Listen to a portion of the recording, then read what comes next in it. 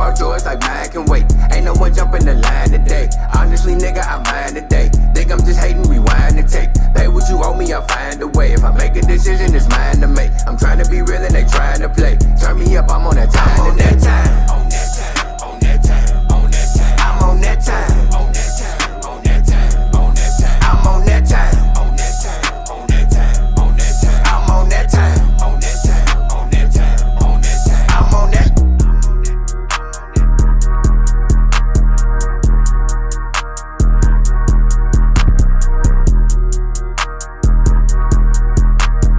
Welcome to another show of On That Time podcast.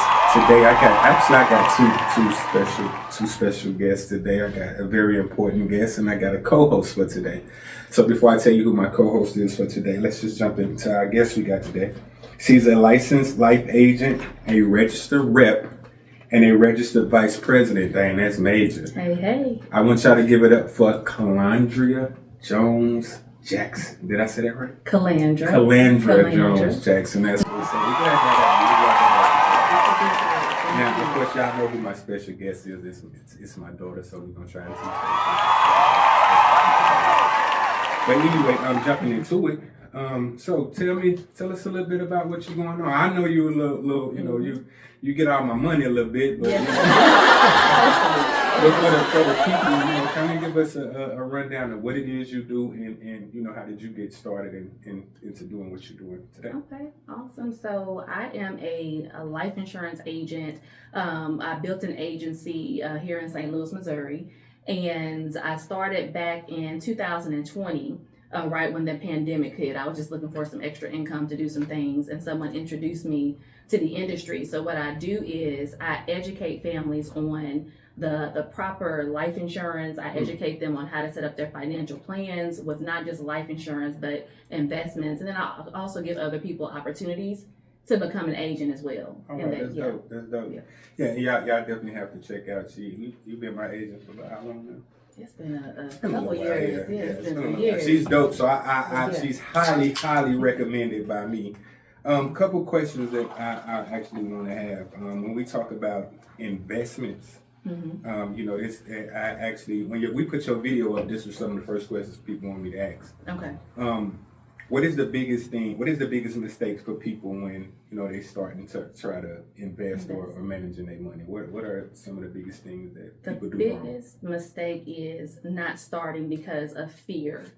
Like not putting my money in because I'm scared of losing. That's the biggest thing. It's a valid reason because we fear the unknown. However, the biggest mistake you can make is not doing it because you think you don't have it. So what I come in and do is I just help you to educate and understand that everybody needs to invest, but we may not understand it. So I just give you that understanding. And a lot of people think that, I got to have a whole lot of money to start investing, and you do not. Wow. Not at all. That's the thing. You literally cleared up two questions, 2 or 3 questions in one time. That is people's main thing is I know probably for me too, and a lot of people, you know, how much do I need to invest?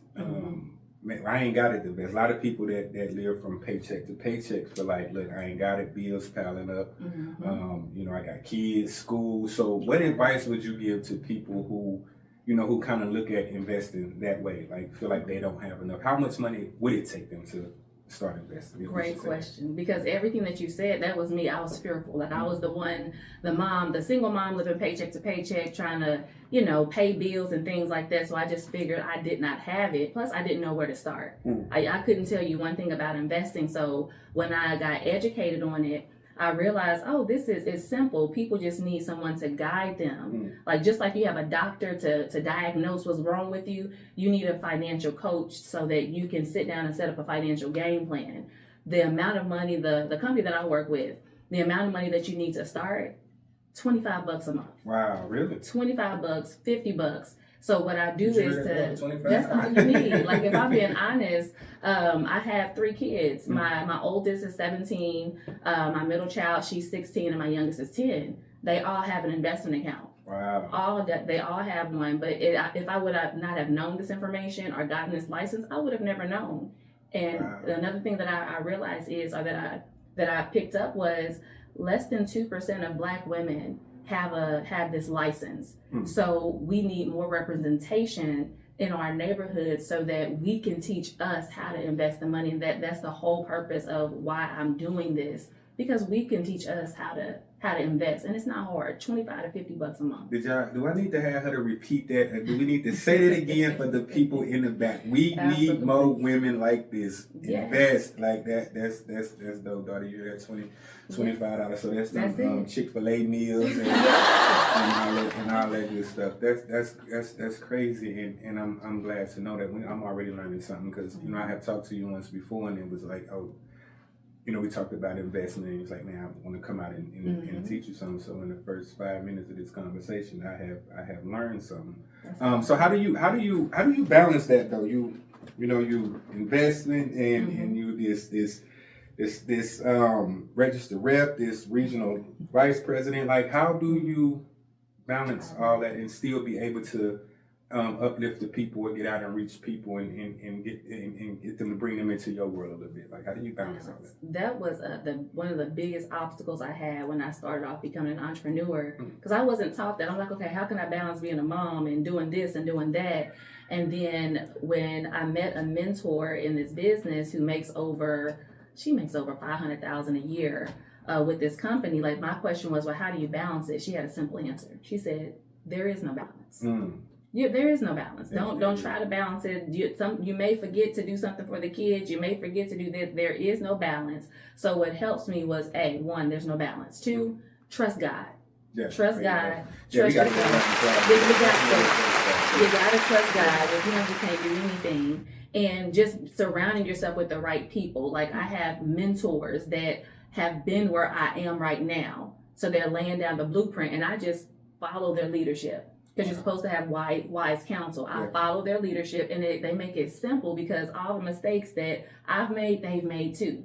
So now they can walk me through how to get it done. So how do I do it? I just listen. I keep the right company. I stay around the right people. There you go. That's how I do it and figure it out, because I'm still figuring things out. There you go. You go. I love to hear that. I always say, you got to have that right circle. You got to have that circle that motivates. That's why I'm always big on networking. Yeah. And just having the right people around. So at what point of your life that you just woke up and said, you know what, I want to help my people, I want to learn how to invest money? Because we all be like, I want to save a little money, I'm going to take the little $50 out this 100 and put this up, and then 24 hours later we back to it. Going somewhere else. We back to it. So and not to ask you too many questions at one time, but at what point did you get like that? And then for the people, I know saving and investing kind of like you have to be disciplined for, meaning that we can put this $200 up, but tomorrow's a chance I might have to go in here. So how do you? What advice would you give to people to keep them from doing that? To give them that discipline. So first, to just start. You need somebody in your corner who's going to help you, because if I had to figure this out on my own, I would not have set up any kind of investment account, any kind of savings. But I got to circle back to get back to what inspired me or motivates me to invest is, I've been in situations where I was working a full-time job, 40 hours a week, but I still didn't have the money. I was working for my money and I was still broke. Account was in the negative. And I had to pray. I had to ask God, hey, I need you to bring me somebody or someone to teach me about money, to help me be more financially secure.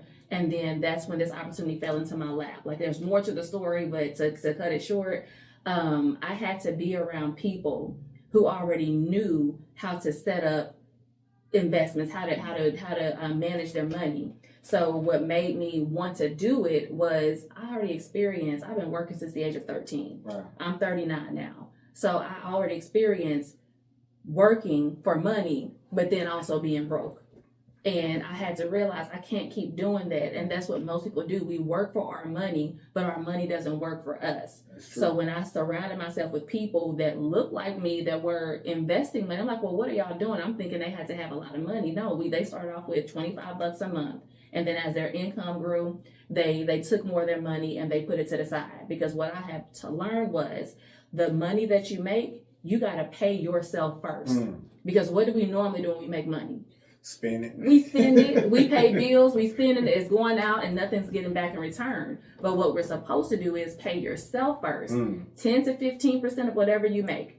Whatever you make. So if I make $1,000 a month, 10% of that is $100. Let me, before I pay anything, let me put $100 to the side, put in my investment account, so that money, that interest can start making money on your money. Okay. So when I had to be in that environment to see it, because previously my environment was work, watching people work, not knowing about investments. I want to, but I don't know how because I'm fearful. So it was that. But when I surrounded myself in the right environment with people who were making money and saving money and looking in their investment accounts and they have 7 figures in there, I'm like, I want that. What y'all doing? Yeah. You know, and I ask questions. I ask questions. I'm very transparent. So it was just being around that and seeing it and somebody showing me how to do it too. And with the company that I'm with, that's what we do. Like, that's the heartbeat of what we do.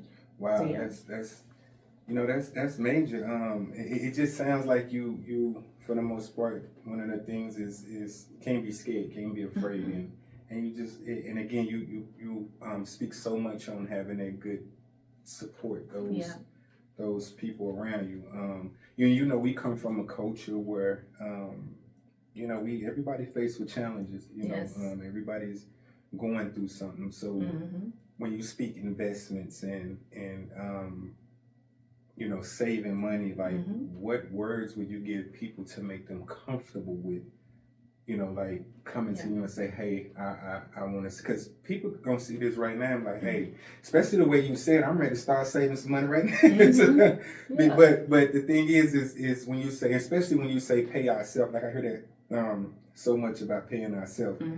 But what if for those people who ain't got it to pay themselves, meaning I just got paid $500. My check $500. After I get done paying my bills, I got $80 to my name. Okay. How can I pay myself with $80? You can still set aside $25. There you go. And then you have the rest of that to do what you need to do with it. $25 is not going to make or break you. And if that $25 is making or breaking your household budget, I have an opportunity that can help you to make more money if you're willing to do it. There you go. But the thing is, people aren't willing because they're fearful, right? Or they're comfortable working for a job where they're only getting paid $500 a month. So you're putting yourself in that situation. So I'm the type of person, I'm going to tell you the truth. I'm going to be honest with you in your situation. So if you're a person that, hey, at the end of the day, I got $500, paid my bills, now I got $80 to my name. I'm going to say, hey, $25 of that $80, put that up. Put that into an investment account so you can start making money, because if you get into a financial hardship, you have a nest egg over here that you can pull out of, because your money earns interest every single month. But you got to have it in the right vehicle. And what I do is I just educate you, because a lot of us, people don't know the rules of money. That's true. Like, I didn't know that money had rules. Me neither. Until I came into this. You first told me that. I didn't know that until I was a part of this company. But what you don't know, you don't know, right? So what I do is I educate. Like, there's a rule out here called the Rule of 72. Most people have not heard of it. Like, with all the education we have, I went to college, I didn't graduate, but nobody taught me about the Rule of 72.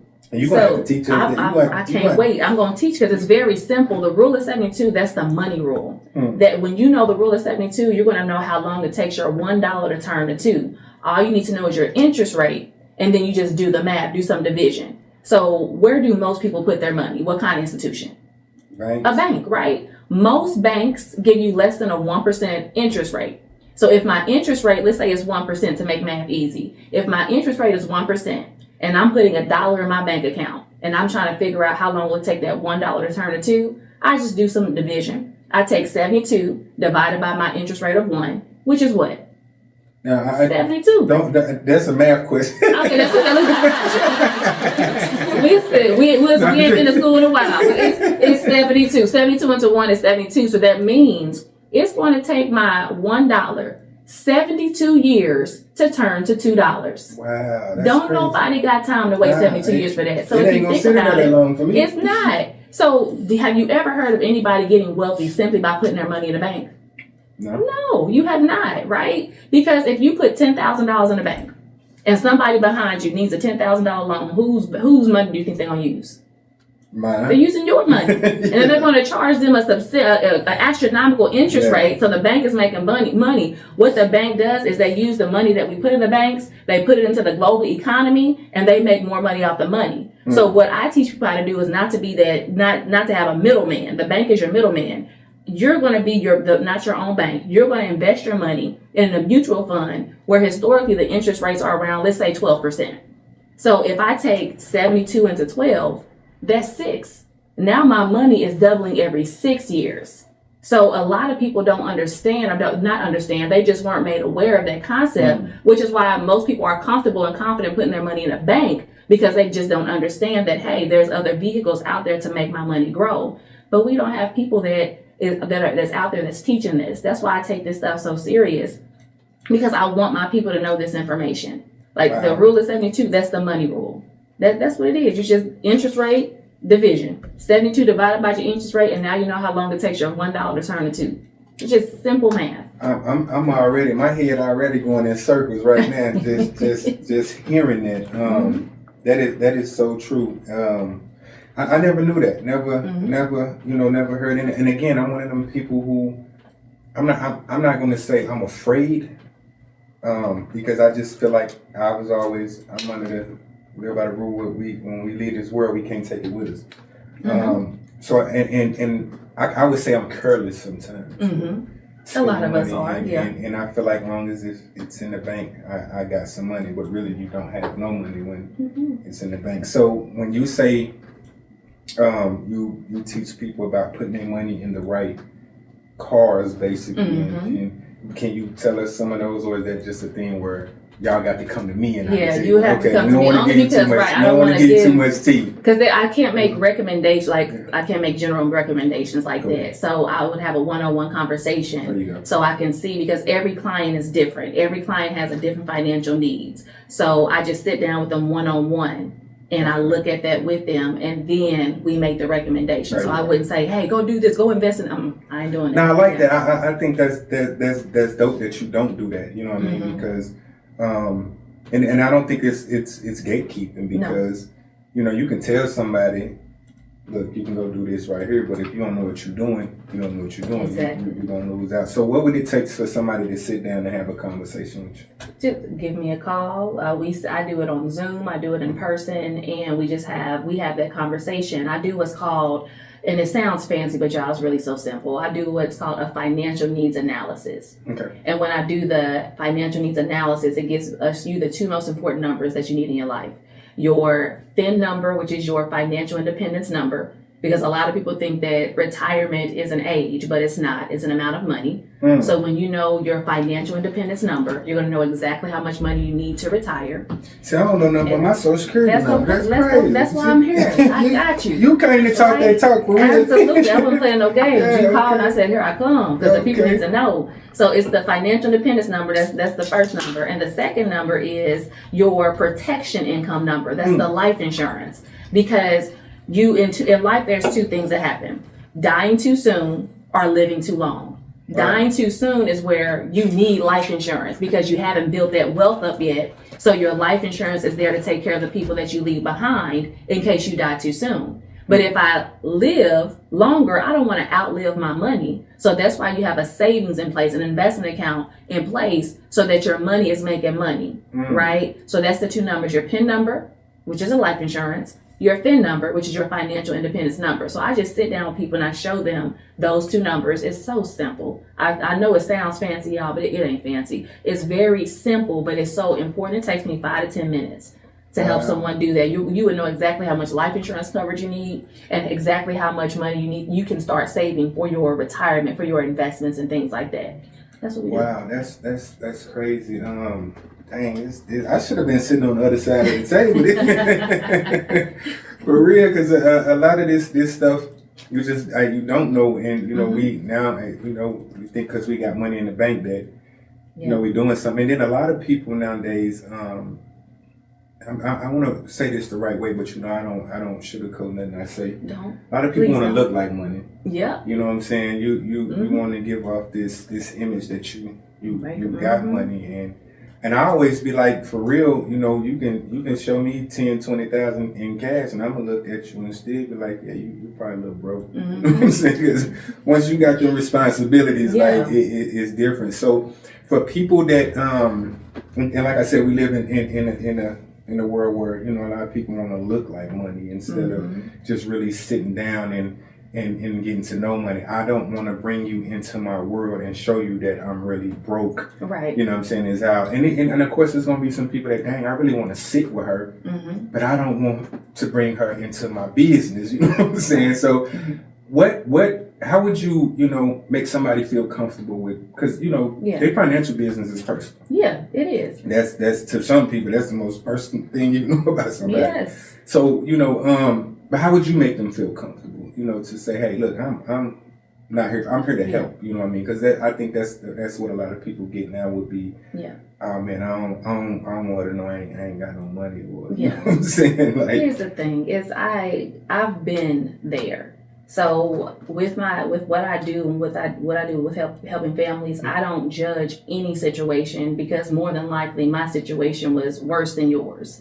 I was the one that was in the negative over $200. I was the one who didn't have a penny to my name. Like, I don't judge people. I'm very authentic when it comes to my business. I'm very, like, I don't play when it comes to my business and my clients. I keep things discreet, and that's a part of being in the financial industry.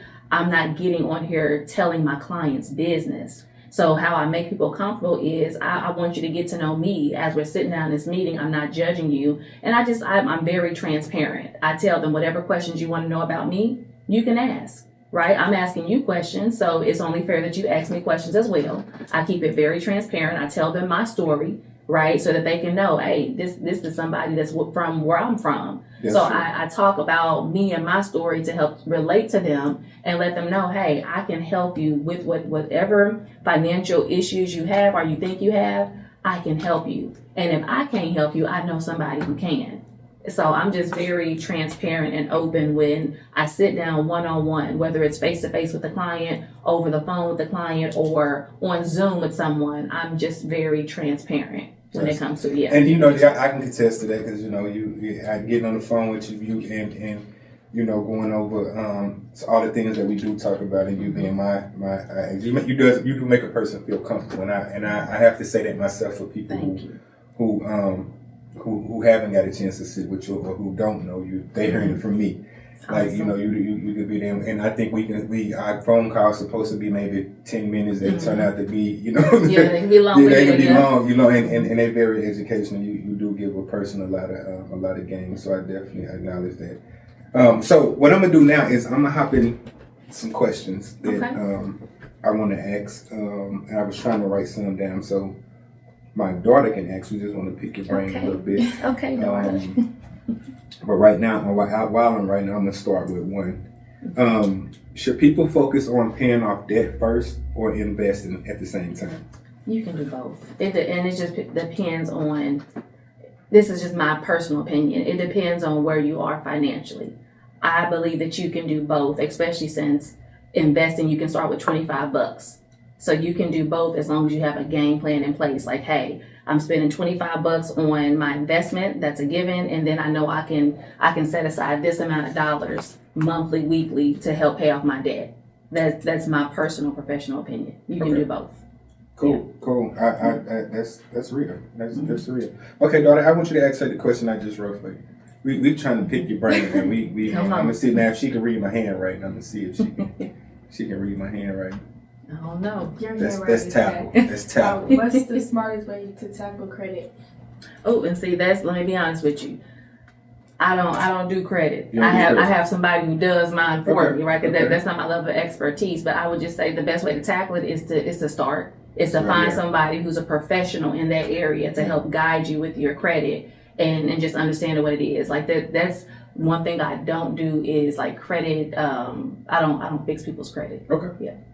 So, I mean, well, you giving them a lot of game to fix their credit, though. So, Yeah, I mean, you can't fix your credit with no money. And I think the way that you teaching them to invest and to make money, that's a part of contributing to fixing credit. You can't fix credit with no money. Is it better to invest aggressively when you're young?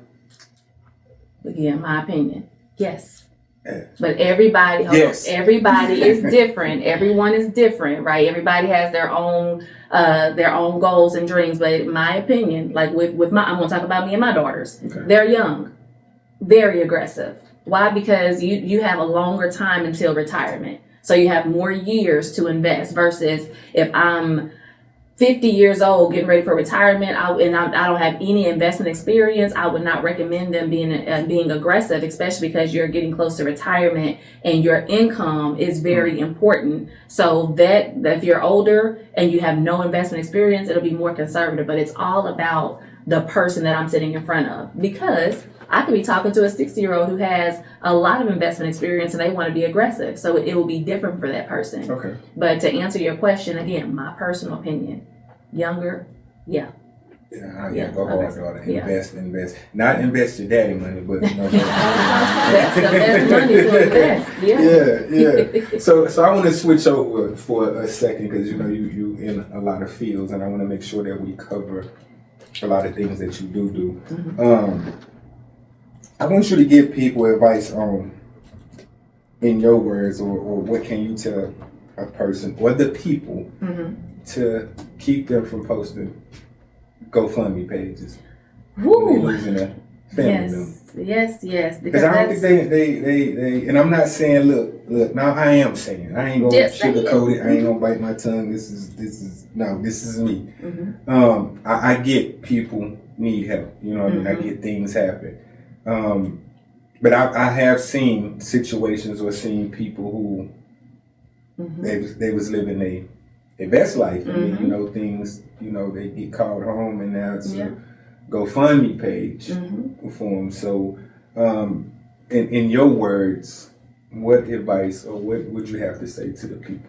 I have a lot. Because he didn't take you a lot to sell me on it. I have a lot to say, because a lot of what happens is we know that death is a part of life, but we avoid planning for it. That's true. You got, just like you plan to live, you have to plan to die, or it's your family who you're leaving behind is going to suffer. That's why you see an abundance of GoFundMes on social media when someone dies unexpectedly, and now they have to beg strangers for money through GoFundMes, trying to come up with $15,000 to $20,000 in a matter of a few days. That's a lot of stress on the family. It is. It's a lot of stress, where at a time of grieving, you should be able to grieve in peace and not worry about money.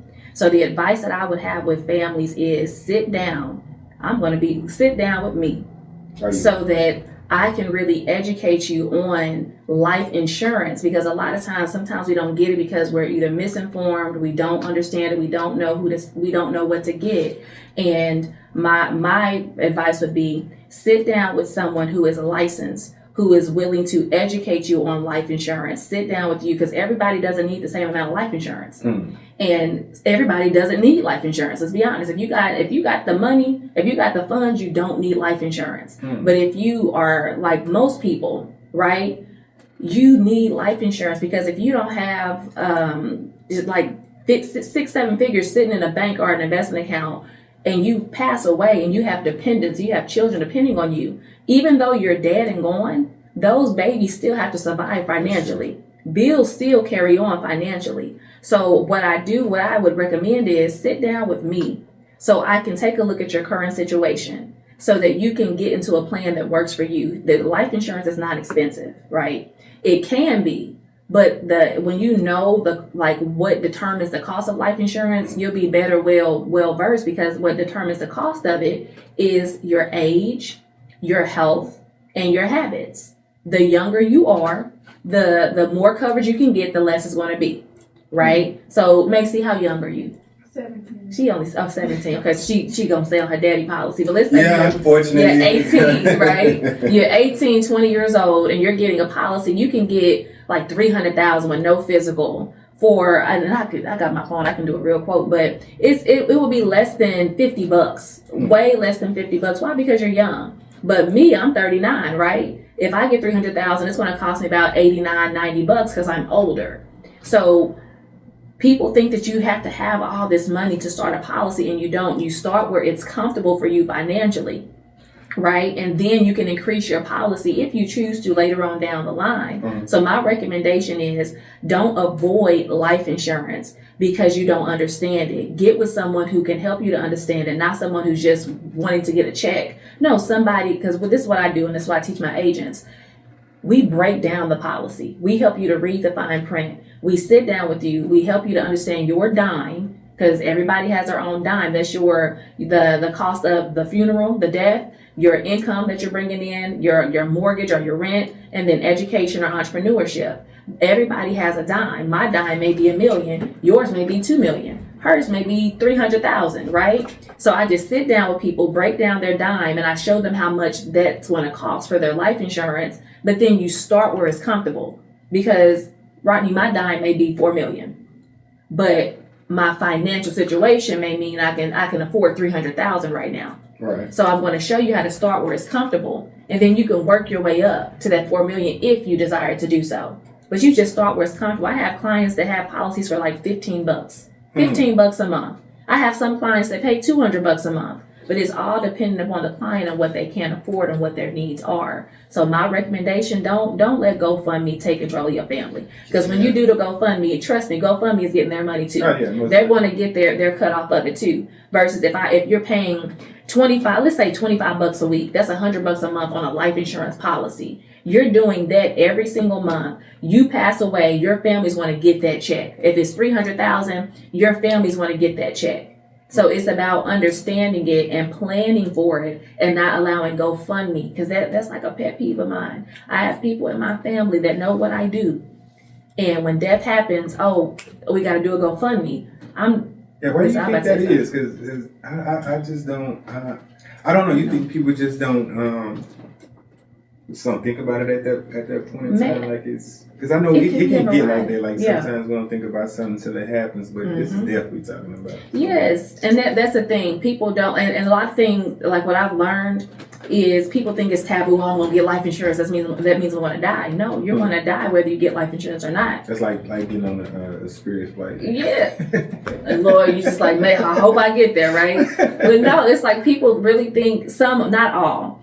Some people, I've had clients or prospective clients that, well, I don't want to get this because what if I die if I get it? That doesn't mean that you're going to die regardless of whether or not you get life insurance. One right way is, hey, you plan for it. The other, you did not. So your family got to do a GoFundMe. I would rather plan for it, right? So that my family knows exactly, okay, they're going to be good financially. Emotionally, no, they're going to suffer, but financially, the family's going to be good. I just think it's just a lack of understanding. It's fear. It's not knowing where to go. It's fear of, well, I don't want this person to scam me. It's a lot of fear that goes into it. So we can't lead with fear, which is why I lead with education to help you to understand. So I don't have to convince. I'm not in the convincing business of convincing you that you need life insurance. This is what I ask you. You got kids? Yeah, people have kids, right? Understand the last 30 seconds of your life is going to be the worst 30 seconds of your kid's life. So if that means something to you, you got to get this life insurance because you don't want your kids to suffer financially. It happens all the time. So I just get really blunt and really transparent with the people because it's a serious situation. It is. Yeah, you direct with that. I mean, ain't no need to beating around the bush about it. Like it is. So, and that's crazy because we literally kind of from the same area. That's dope. Yeah, shout come on, Boo. Cape Girardeau. Yes. And so I'm sure. Do you have more clients here or down there? Because I always, when I talk to you, I'm like, look, let's make sure they know what's going on back home. And that was definitely one of the important things. One of the 50 million important things I wanted to do a podcast, which is so much, and I have to salute you for that. But do you have a lot of clients back home, or most of your clients are up here in the Suns?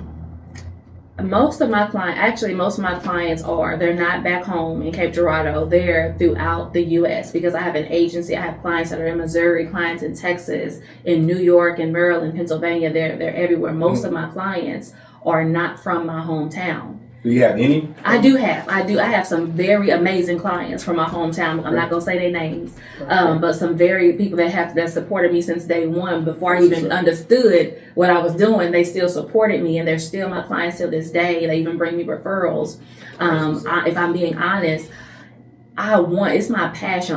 It would be my passion to be the life insurance agent of Cape Girardeau. As silly as that sounds, I want to be able to teach my people about life insurance, help you to understand it. Why? You know me. I'm not going to steer you in the wrong direction. I wouldn't give your family anything that I don't think is good enough for my family. There you go. I just would not do that. So if I could reach the people in Cape and all the Boot Hill and just sit down with them and help them to really understand life insurance. Most people think I can't afford it. You can. Because if you think about it, how often do you go to McDonald's? How often do you go to, I don't know, these places that people go, I don't know. You got kids, you probably going to go a lot. Man, McDonald's, Chick-fil-A, like if you think about it, and so people have Netflix subscriptions. What you're paying for a Netflix subscription annually, you can get a policy for half the cost of what you're paying for that. So it's just people putting their priorities. But if you don't have anybody speaking this language to you, you're going to be doing the same thing over and over. But I want to get down in a Boot Hill. I want to help our people. I have a lot of loyal clients that are in there, but the majority of my clients are not where I'm from. Well, we need to fix that because I just think, and I could be wrong. I just feel like a lot of people aren't educated to know. Maybe they know about life insurance, I'm sure, but when you think life insurance, and maybe a lot of people just think life insurance, somebody just won't come collect money. Yeah. You know, like they used to do in the old days. Yeah, because that's they used to. The door and be like, tell them I ain't here. Yeah, tell them like, right. Because that's the reality. Though. That brings me to this point. Most people will say, hey, my grandma have life insurance on me. And this is their experience with the life insurance agent. The man comes to their home, suited and booted, picks up the check, and then he leaves. But he never sat down with grandma and educated her on the kind of policy that she has. So we think that we're really covered, but we didn't know that grandma was borrowing against that policy. So when she dies, we're looking at a policy that we think is supposed to be 20, 30,000, which really is not enough. If I can speak on that.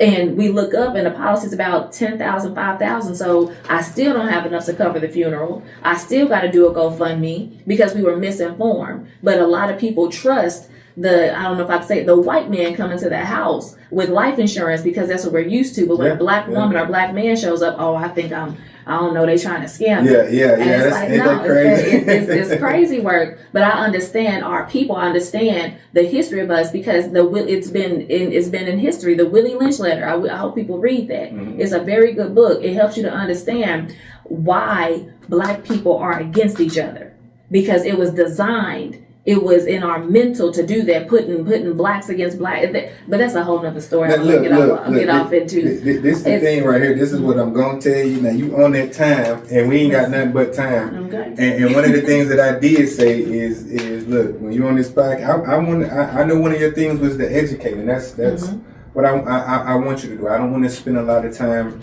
asking you this question and that question because I want to make sure that you're giving it to our people. Like, one of the things I do want you to touch on is, not only are when we're speaking about life insurance, but you're actually giving people jobs. You're in a position to give people jobs. And I'm big on, I'm a hometown guy. Like, I'm big on my hometown area, even though St. Louis is my second home because it's been nothing but a blessing to me. Absolutely. I always tell my kids that, I probably won't be the person I am today if I ain't come to St. Louis. St. Louis got a lot of opportunities. Outside of the negative, love for STL, yes. Outside of the negative things you hear about St. Louis, it's just so many doors that you can get open in St. Louis, and it's definitely been a blessing. But to my people back home, I be wanting them to know everything that I feel they need to know back home, and that was one of the reasons I asked you about to support you getting back home because I just don't think people are aware. You know what I mean? And when you think, and that's the thing. Maybe I don't want to drag the question out, but that's the thing I want you to touch on is, you employ people for selling life insurance, and I know a couple people back home that's doing it, but I don't think a lot of people know. When you think of a job, you think of hourly job. Most people think of how much money I'm gonna get right now. Yeah. Like so for somebody that want to get into selling insurance and or you know want to be an agent, what would be the you know, the age they can start, and what would they expect in that process? Like, I know I couldn't be one, but you know, Understood. I got you. So first off, let me say, like, this is a opportunity, right? And I gotta say that because jobs are what they say stand for, just over broke. just You're gonna keep working and working for somebody else. They're gonna determine how much you're gonna make in an hour, and then we tell ourselves that's okay. I ain't never said I got a job again. Listen, it's just over broke. You're limited, right? So I give people opportunities, just like someone gave me the opportunity. Like you can be 18. My niece, she's now 20, oh my goodness, but she started when she was 19. I have people in my agency that their kids are still in high school, but they're 18 and they're life insurance agents. Because to become one, it's very simple. You got to be 18. You don't need a degree. That's what I'm saying. You do not need a degree. You got to be able to pass a background check because you got to be, you know, trustworthy. A certain thing. Like there are some people who have something on their background, but you know, it depends on what it is.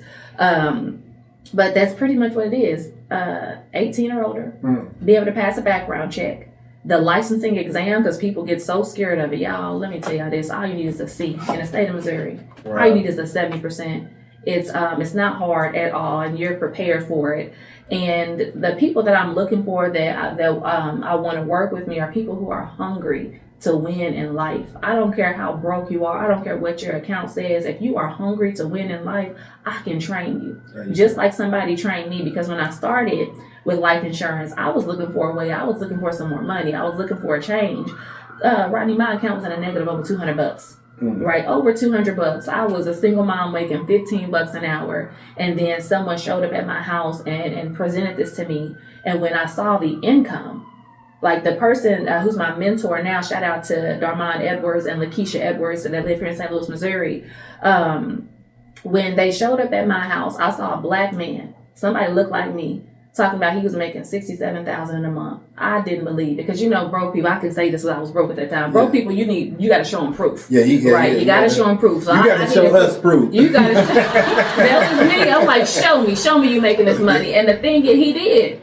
He opened up that account. I saw that $67,000, and I'm like, oh my gosh. And then you're getting paid every single day of the week. And then he's like, I'm going to show you how to do it. I'm like, okay, I'm ready, because if I can make at least half of that, I know I can be somewhere with it, just half of that. So that's what made me want to start. And even without an understanding of everything, I was just excited. I got my license excited. Without an understanding, my first month, for me, this was huge. I made about $4,000. My second month, $5,000. Within 7 months of me starting, I made over $77,000. You're talking about a single mom from Cape Girardeau, Missouri, with no college degree, making $15 an hour. But I got involved in this industry and made $77,000 as a life insurance. I didn't even have an investment license. That's amazing. I appreciate that. That's all God, because I said a prayer to bring me to this. Because when you pray and ask God for something, like if you ask him for money, he's not just gonna send a bag of money. He's not just gonna send you a bag of money. He's gonna send you an opportunity that's going to allow you to make the money. He sent me the opportunity. So because he gave it to me, I'm going to give it to other people. But what stops people from doing it is, oh girl, I don't want to talk to people like you talk to people. I can't do it. You putting your fears on it. But God didn't tell you that. He said you can do all things through Christ who strengthens me. Right? I'm crazy enough to believe it. So all you have to do is know how to follow simple directions. To become a life insurance, follow simple directions. Another thing that made me want to go ahead and be like, yes, I'm doing it, was my mentor told me, he was like, do you know the starting pay of a life insurance agent, even if you decided not to do it with this company, the starting pay, entry level for a life insurance agent in Missouri is $60,000 a year.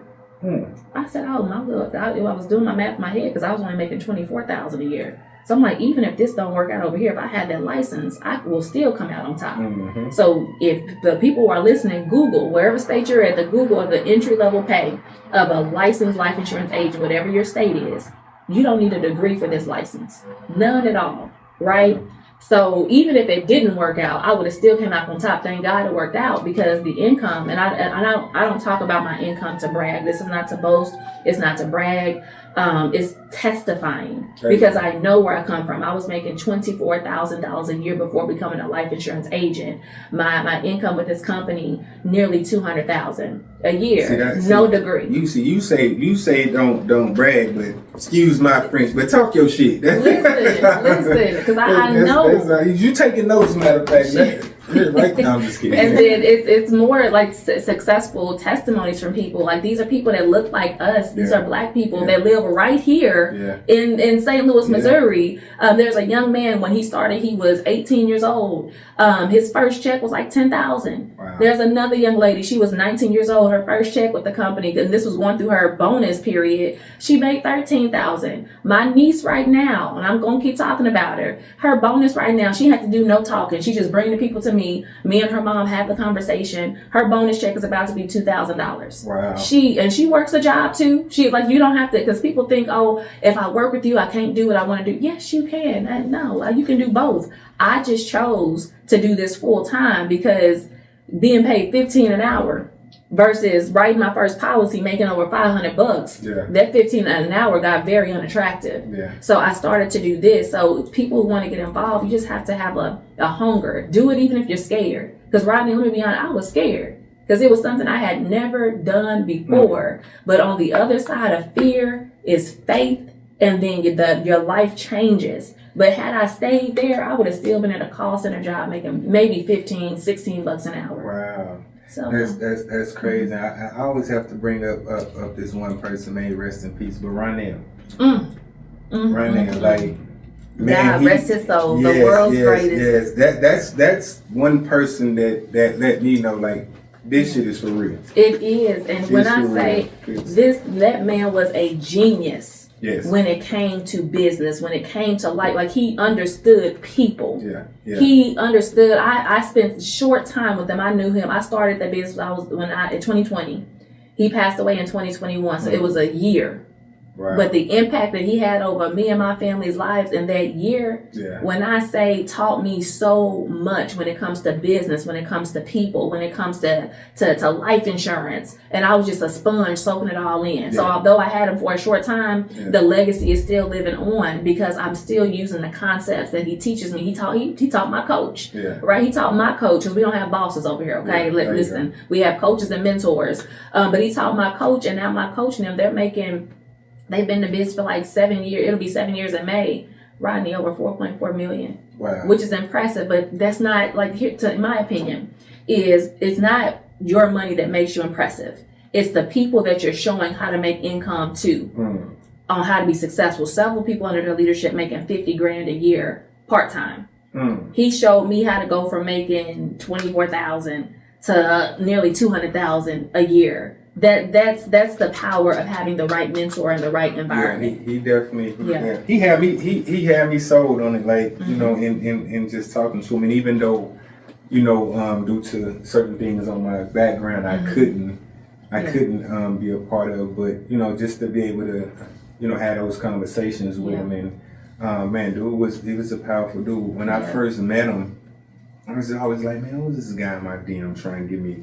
You know, and he was like, man, you got a nice following. People interact with you. You know what I'm saying? And he would just always watch me on Facebook, and he would always DM me, come out and meet with me. Hey, I'm doing this on this day, and you know, I was a little high headed. I wouldn't, you know, I'm trying to find the money, and I don't know how you ain't telling me about a check right here and now. I wasn't trying to hear it at the time, but I met with him one time, and even before I met with him, I just, you know, I would pay attention to his life and you know, just see how he moved, and man, dude was a powerful dude. So then when I actually came and met with him, and I sat and I talked to him, and I think we was on Dorset.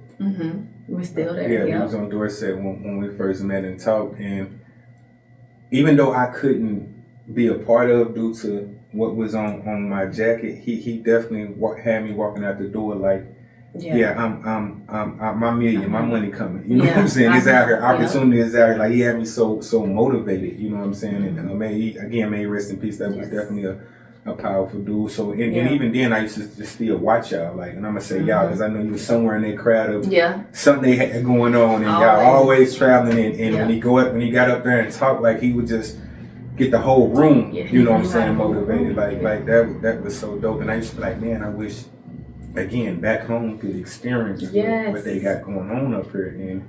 And that's the whole thing. Like I hope when people see this interview and you know, definitely want to reach out and know more about, you know, how can they be a part of, and I want you to continue to speak more about it, and you know, let them know where they can reach out to you with. Yes. And if they want to, you know, just sit down and have a conversation with us about investing, life insurance, even if you want a policy, you know what I'm saying? Like definitely reach out to her. And one thing I always liked about you is because you know, you go, hey, Rodney, you missed the payment. You know? Yes. But it makes you make a person feel like, yo, get on top of it, versus, you know, some people, you know, a regular bill collector call and it's like, yeah, they hanging up, you know what I'm saying? It's Calandra, so, you know, I know what she want. You know what I'm saying? And I really wish people could really experience, you know, what you have to offer, because even the times we have been on the phone and just, you know, you give me so much insight and so much knowledge on a lot of things. So I'm glad you came on this podcast. I'm like, man, I'm gonna pick up brains till I can't pick it no more, because I definitely want want people to know, and I want people to get away from those GoFundMe. Yeah, please get away. Again, I'm not judging, but I'm judging, because you know, the help is out here. The help is out here. It is. The help is out here. So one question I want to ask is, if there's somebody in our area that, you know, wants to be an agent, and you know, they stay down there, what would they process look like for them? So this is what I love about what I do. The process, first of all, you call me, you text me, you reach me on social media. But the process, because I don't have to be there in order to train you.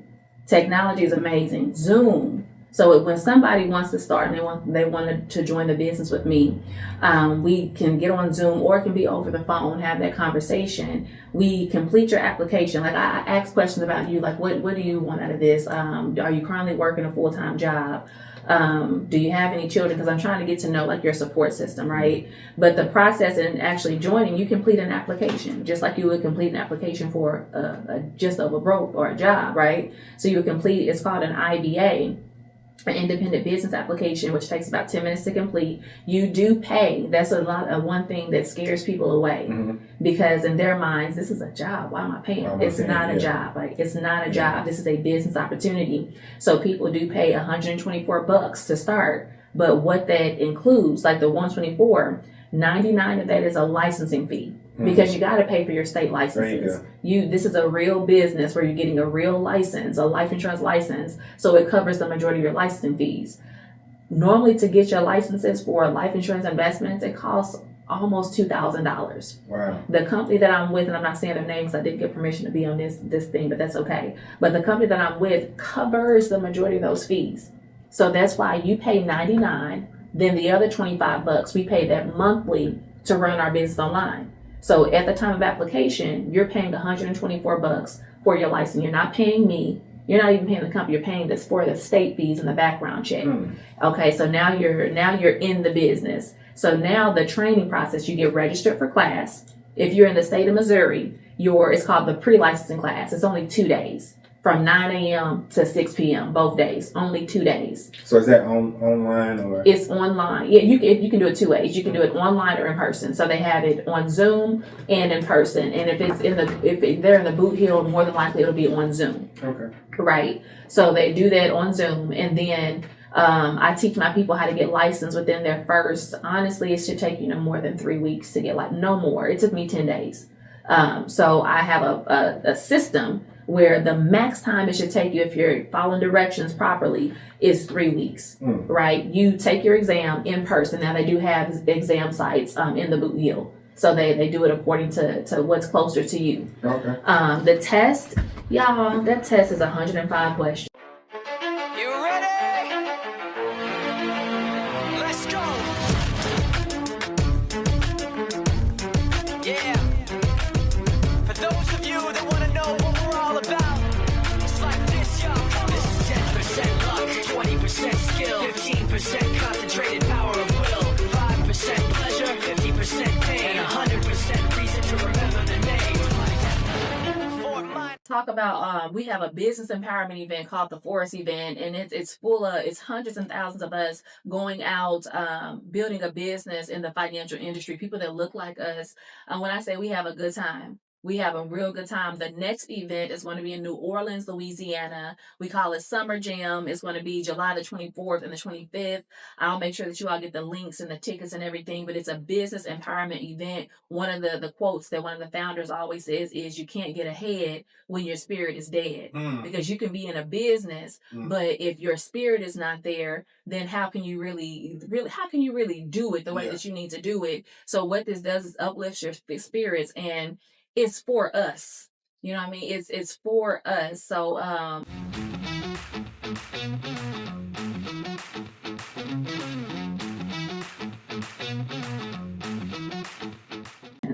it's all multiple choice, but you only need a 70% to pass.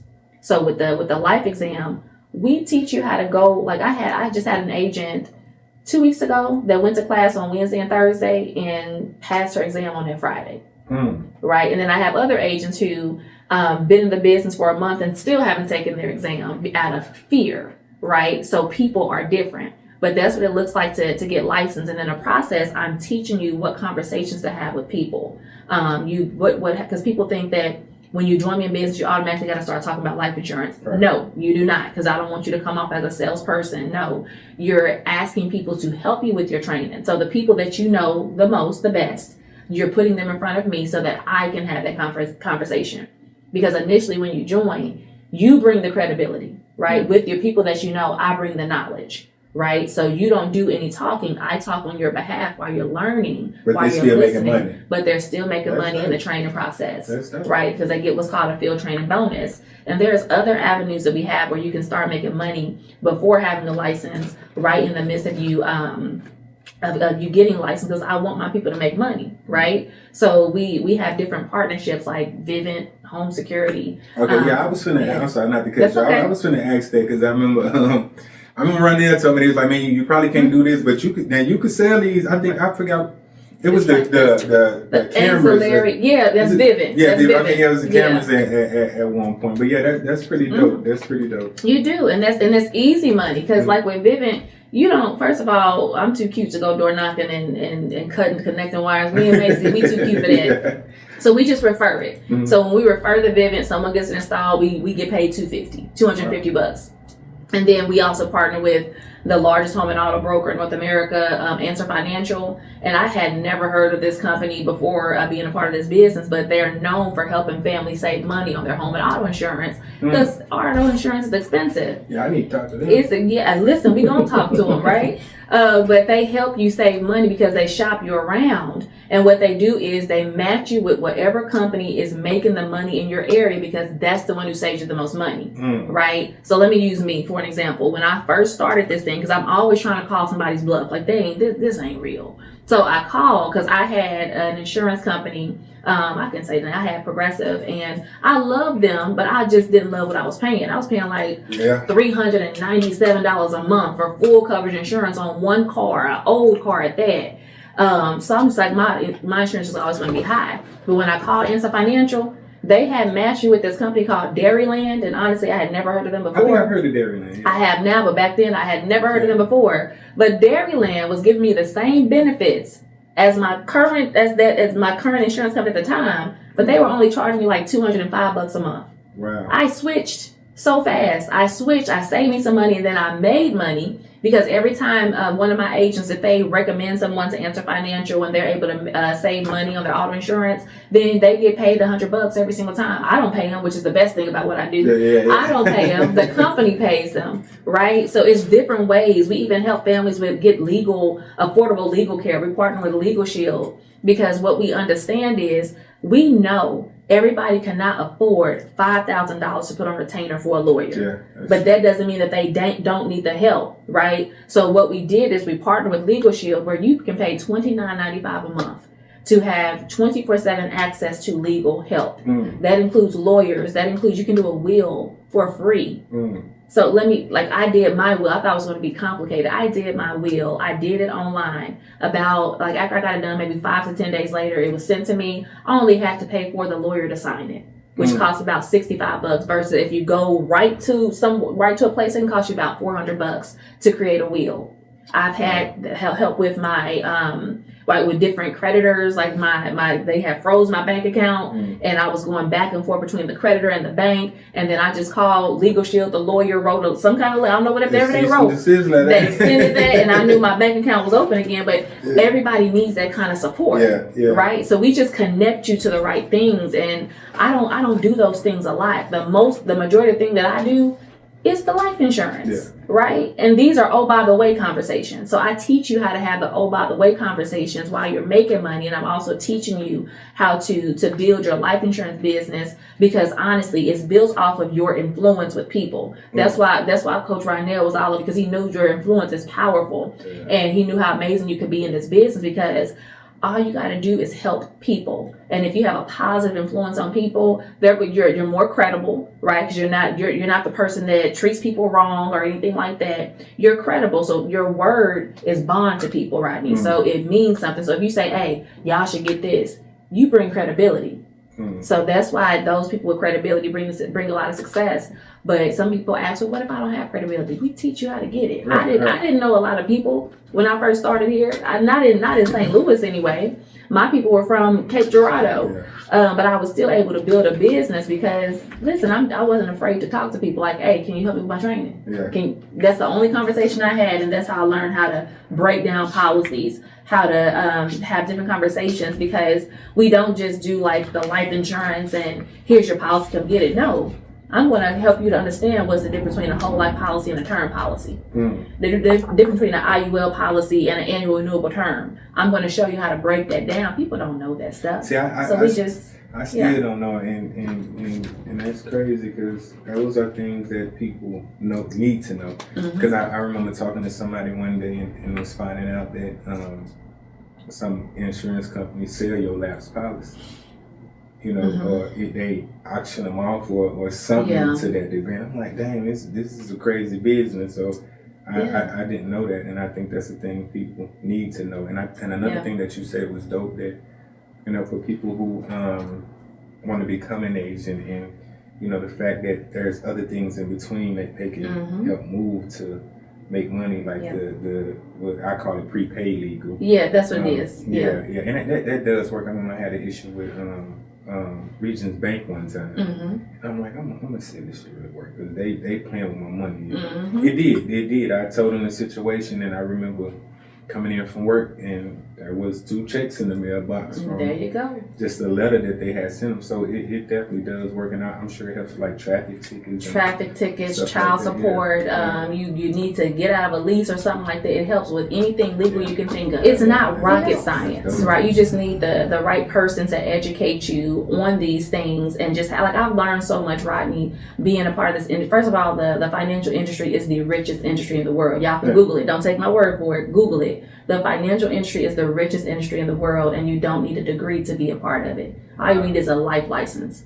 That's all you need. How often do you get to educate people, to sit down with every single day? That's dope. This is what I do every single day, and I love it. This is the first time that I have done something where I look forward to waking up and doing it every single day. From whether I'm writing a family a policy or I'm getting somebody new in my business. I love to see their journey from first getting started, being all nervous and stuff, and then they start educating, they get more excited about it, and then when they get their first check, it does something for me to see somebody succeed and to elevate. It's just a beautiful thing. The places that I've been able to go. I travel so much now. Yeah, I travel a lot. I love it. Alicia and it's your sister, me and my sister in First Business. Well, she's one of the best people in my business. I'm not just saying that because she's my sister, but she got into this thing without having experience either, and she's doing phenomenal things too. But it's the traveling that we do, the women that I get to serve, because I have a particular a group of people that I like to hang around. I want to be around people who are going to elevate me. I want to be around people who I can learn from. We ain't jealous of nothing. We know what you doing over there. Okay, let me do it too. And we pick each other's brains, but we travel. We have so much fun. Yeah, I like so saying, much I think fun. y'all have a awesome, not just a sister relationship, but y'all like this. Because I she's one of my agents too, right? Yes, Yeah, she's one of my agents too. And that's dope because she actually just hit me up the other day and wanted me to share something for. Yes. Yeah, that's dope. So I always like seeing y'all travel and I'm like, dang, they doing this and to be traveling and doing what you like doing and seeing the world at the same time is definitely something amazing. Was there ever a point in time where you was like, this shit ain't for me? I need to stop. Man. Like, how many times did you really just thought about just quitting? Just quitting, Listen, throwing in the towel. I've never thought about quitting, but let me say this, because this is the first thing in my life where I actually look forward to getting up and doing what I do. Are there challenges? Absolutely. The most challenging part of my business is people, right? Yeah. That's it. That's the most challenging part. But once I can get somebody's mind in the right place, it's a beautiful thing. But there was a time in my career where I was just like, man, I probably got to go get another job. Because I was just like, look, if you're an entrepreneur, you understand things can go up and down, up and down. Yeah. And I was just in a bad place mentally. And I'm just like, man, I'm probably gonna have to get another job and do this and do that. I didn't want to. I never thought about quitting, but I'm like, maybe I gotta do it, get a job. And my sister looked at me, she was like, girl, she said, if anybody get a job, it's gonna be me. She said, no, whatever you need to fix, you're gonna pray, you're gonna fix it, because this is what you need to be doing. You don't need no job. She said, I'm gonna get the job. Because at that time we were living together. So we were helping each other out with the kids. This woman went and got a job so I wouldn't have to. Wow. She took care of the bills so I wouldn't have to. This is Alicia, right? This is my sister, Alicia. She's the dopest. Like, when God blessed me with her, he did his big one. Yeah, he knew I was going to need her, but she stood there and paid everything when I couldn't do it for myself. But to answer your question, I've never thought about quitting, but I did think about going back to get a job. But God blessed me with a sister who I was said, going to say, you got a sister like that. Like, I didn't have to do it. So I want to ask a question. A future question, something I want from both of y'all is, I got to have y'all on the show together. Let's do I know it. we've been struggling to make this happen. Man, through the days being we're making busy, it work. But I definitely think I would want this to happen, and I want it to happen ASAP. Let's do it. And even if it's something we can do once, twice, I really think people need to know this. I really think our young people need to know this. I hope my daughter learns something. Maybe we can get out of my pocket a little fast enough. Yes. That's enough conversation for a different day. But I would think that would be dope to bring y'all back on and I would let's love kind of make to. this often and in any way that we can help on my end to help y'all out. Y'all already know I'm rocking. Listen. Talk about yours like mine can wait. Ain't no one jumping the line today. Honestly, nigga, I mind today. Think I'm just hating, rewind the tape. Pay what you owe me, I'll find a way. If I make a decision, it's mine to make. I'm trying to be real and they trying to play. Turn me up, I'm on that time. On that time. On that time. On that time. On that time. I'm on that time. On that time. That's what it's about. Yeah, like I think that's what it is. One question I do want to ask is, how hard is it to get young people, like when you say they got to be 18 years old? You know, the young people, they won't be outside. And the crazy part is, it's like I've experienced both. It's sometimes it's easier to get a young person because they're so eager and ready. Like especially when I show them like how long it takes their money to grow, they're like, oh, how do I do that? And when they see other people their age succeeding, they get excited. Because they're younger, but versus older people, sometimes they're stuck in their ways and it's just hard to change their mind. So I've seen it on both ends. So it's really not hard to get young people. Sometimes what can be hard is the younger people trying to convince the older people to join them in business. But that's where I come in. That's why I talk to your parents, right? Because they see you as their baby. Like, if you're 17, you're still my baby, right? So it's like we want more. Like, we want the variety. We want the young people, and they just bring a different kind of energy to the business. There's people in our business that look like us that are 19, 20 years old. They're already over 6 figures, working on 1 to 7 figures. And it's just, we haven't been exposed to that. With me going on these trips, I'm exposed to it. So I'm looking at 20-year-olds like, how you got all this money? Because their parents were doing it, Right. and now they're doing it. And so now I take my niece with me now, so you can be exposed to this too, not just exposed to working the job, which is what we're used to doing. No, it's about exposure and environment. So getting young people involved, it's not hard. It's not hard. We just got it. That's a good thing that Coach Ronell, they used to have parties all the time. They like to party. So we get them to the party, feed them, do what we got to do, and he definitely. He used to always give me them party invites, man. Look, I'm gonna come. I miss that dude. That's a definitely good dude. But that's good to hear that you say it's really not that hard to get young people. Is that I'm asking, is that both ways? Is that down here, up here? Or I think it's just it's everywhere. I can say this, that the biggest part of my business did not come from people that I know. The most. That's where I got a lot of practice because I had a relationship with them, so I was able to practice. But my business, the majority of my business is from strangers. People who join me is from strangers. My sister, of course, that was my first. It was easy to get her because it's my sister. But it's some verse that says, you're not I can't even remember the verse. I'm not even going to say it.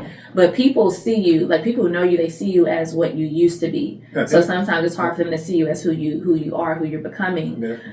So in business, and a lot of entrepreneurs face this, where you don't get the support from the people that you know the most. That's designed. It's supposed to be that way, and that's okay. Don't be mad at them. Just understand the game. But the biggest part of your business want to come from strangers. And that's true. I always say that. I used to get mad. I'm like, look, I ain't the same nigga I was. Right, I ain't that. But they can't. So a lot of them can't. They only see that. Right. They see you as who you were in the past. And then you be looking like I ain't never stole none of the damn my life. Right. Like that is true, but that's something important you said. People can't see past that, and a lot of times you do have to get money with strangers. And that's okay. Network. I think it's sad, but it's okay. And I gotta admit, like I used to get so mad because I'm like, I'm your friend, I'm your niece. You ain't joining me. Like I used to get so mad about it until I had to understand. Listen, what did it say? Something about a prophet is not respected in his own home. Business is no different. And that's because people cannot see you past who they, who you grew up with. And just once you understand that, you'll be less, I'm not saying it's going to stop you from being upset, but you'll be less upset. You'll stay upset. You won't stay upset as long as you usually would once you understand that. But it is what it is. I'm still going to keep talking to you. I'm still, listen, you're going to have to block me for me to stop this. Them now sometimes, girl, y'all ain't talking about shit I want here. Like, it's shit going on in the world now. Like, you do have that. I'm sure we all do. You have, especially when you elevating and you learning and you seeing that there's more opportunities out there, and you start grabbing and getting into those rooms, and sometimes you'll come back around when people used to be around, you're like, man, y'all talking about this like 30 years ago, same conversation, and you get uncomfortable in that environment. It's like you've elevated, so and now you think you're better than us or something. People look at you like that. And that's just their insecurities. That's all that is. And the thing about me, no matter how successful I become, because I promise you I ain't there yet, I'm still going to go back to my people and offer them this opportunity. Now, if they don't take it, hey, that's on you. That's okay. No hard feelings, but I'm still going to offer it to you. I've had people, because sometimes I say my income, so you get people, hey, can I borrow this? I'm not going to let you borrow anything, but I'll give you an opportunity to make money, so you don't have to borrow nothing. Yeah, I was just thinking that when you said something about your income, I'm like, you finna ask people, they finna be in here, cash out me 20. Man, the power of no is amazing. You got to watch that one. When people know their pocket, they'll be cash out crazy. Like that is true. But it was a question I wanted to ask, and it almost slipped my mind, I think. But anyway, it'll register back to me. So how often do you work? Are you setting your own schedule? Because you got all these titles, and sometimes you can see it. Because when people think you work from home and you get to sit at desk, they think life just great. Just good, right? It don't happen like that. But to be doing all this that you do, and I know you know how to balance it. You know what I'm saying? You've been doing this a while, but one of the two things is, when do you find time for yourself, and Yeah. and are you working like 7 days a week? Mm-hmm. Well, I probably can answer that a little bit. Like 'cause every time I talk to you, look, right, I'm gonna call you in a minute. I'm busy. Yep. And so do you get to make time for you, or is it hard to make family time for you and your family? That is a good question, and I'm happy you asked that, because when I first started this thing, I was trying to find that, because I was working it, and I loved it. I was working it from like sun up to sundown. When I mean, like, I would get up at 7 o'clock in the morning, get on train at 8. I would look down on my computer. It would be like 2 o'clock in the morning. I'm still working, but I was also making income. Mm. So I remember Coach right now had to tell me one day. He said, "Girl, when do you have time for your family?" Because I was just so focused on what I was focused on. So I said, okay, I'm gonna take Sundays. And that's going to be my non-negotiable family time. So the good thing about what I do is I make my own schedule. There you go. I make my own schedule. I decide how long I want to work, and it doesn't feel like work. Like, this is not to convince somebody. No, this does not feel like work. This feels like my purpose. So, like, I know this weekend I'm going to be in Atlanta, right? And that's a me time. If I want to take a day for myself, I don't gotta ask nobody to do that. Right. Hey, this is my day. I just let my team know, hey, y'all, this is what we're gonna be doing, blah, blah, blah, blah, blah. You can call my sister, you can call this person to help you. So I can control that. That's right. awesome. But I work my business 7 days a week. That's just, but I love to do it. But if I want a little break, I take me a little break. I take me a little moment, because you need that me time. I need my massages every now and again. Yeah, you definitely gotta get that me time. I don't know what mine consists of no more, but I try to get it some way or another. So a question I want to ask, and I'm gonna ask my daughter as well. I'm gonna ask my daughter first, because if I ask her first, and I'm gonna ask you the question after her, because it could be an educational question. Maybe she can learn something from it. So I'm gonna ask her this question: what is success to you? What is it? What is success? Ooh. Put on blast. Put up on blast. I don't know about the thing. I just feel like when you're successful, it's just you financially stable, you on the right career path. Your mindset is just stable. You answered that a little bit there. You answered that. I like that. Don't play with her. I think being successful depends on, like, it's all about money. It's not about money. That's right. Okay, well, why you always want your daddy money then? No, I like that. I like that answer, daughter. I didn't doubt you, but I wanted to know. So I'm gonna ask you, what is success to you? Oh, that's so good. Success to me is, like she said, it's not always about money. That's not the main thing, because I can have all the money, but who am I helping? There you go. Success to me is how many people you are helping and how many lives you're changing with your success. There you go. It's okay. If I'm making this money, who else is making it with me? That's success. It's being able to go where I want to go, do what I want to do, live where I want to live. It's being able to show my kids, like, be that example for my kids of what success. So success to me is my kids building a business because they saw me build one. There you go. And I put them in the right environment. Like, it's about an experience. It's not just about the money. Like, I see success every single day, and I see how those families are living, and I'm like, I want that for my family too. Yeah. So it's a feeling, and it's putting in the work and knowing that when you see somebody successful, they didn't just start being successful. They went on a journey. Yeah. So it's about enjoying the journey to success, because what you're seeing up here, like, it's a picture of like an iceberg, right? You always see the tip of the iceberg, right? But you didn't see what things you had to go through to create that iceberg. You didn't see the storms. You didn't see the people talking about you and stuff like that. Yeah. You don't see all that. That's the process. Yeah. To me, once you can go through that process joyfully and you can dust yourself off, that right there is success. That's success. Yeah. Yes. I think that's big, because that's the good thing of being able to look past what people say, because A lot of people don't want to see you They win. don't. You know, that's cool. They don't. So I like your That's answers. okay. I think they was dope. So now I'm gonna ask one more, Okay. and then maybe they might be neck and neck. I don't know, but we'll see. What is growth to you, daughter? What does growth mean to you? What does growth look like to you? And take your time, cause you my child. So yeah, what is growth? What is growth to you? It needs to grow. And I don't know why every time I have a show, every podcast show I have, you're gonna hear some sirens. Well, I mean, Listen, we downtown. Listen, I understand. So should we go back? Want to go to her first? Yeah, And go go back ahead. to you? Okay. Okay, all right. What is growth? Is growth? Ooh, that's a good question. My goodness. What is growth? It's you're evolving.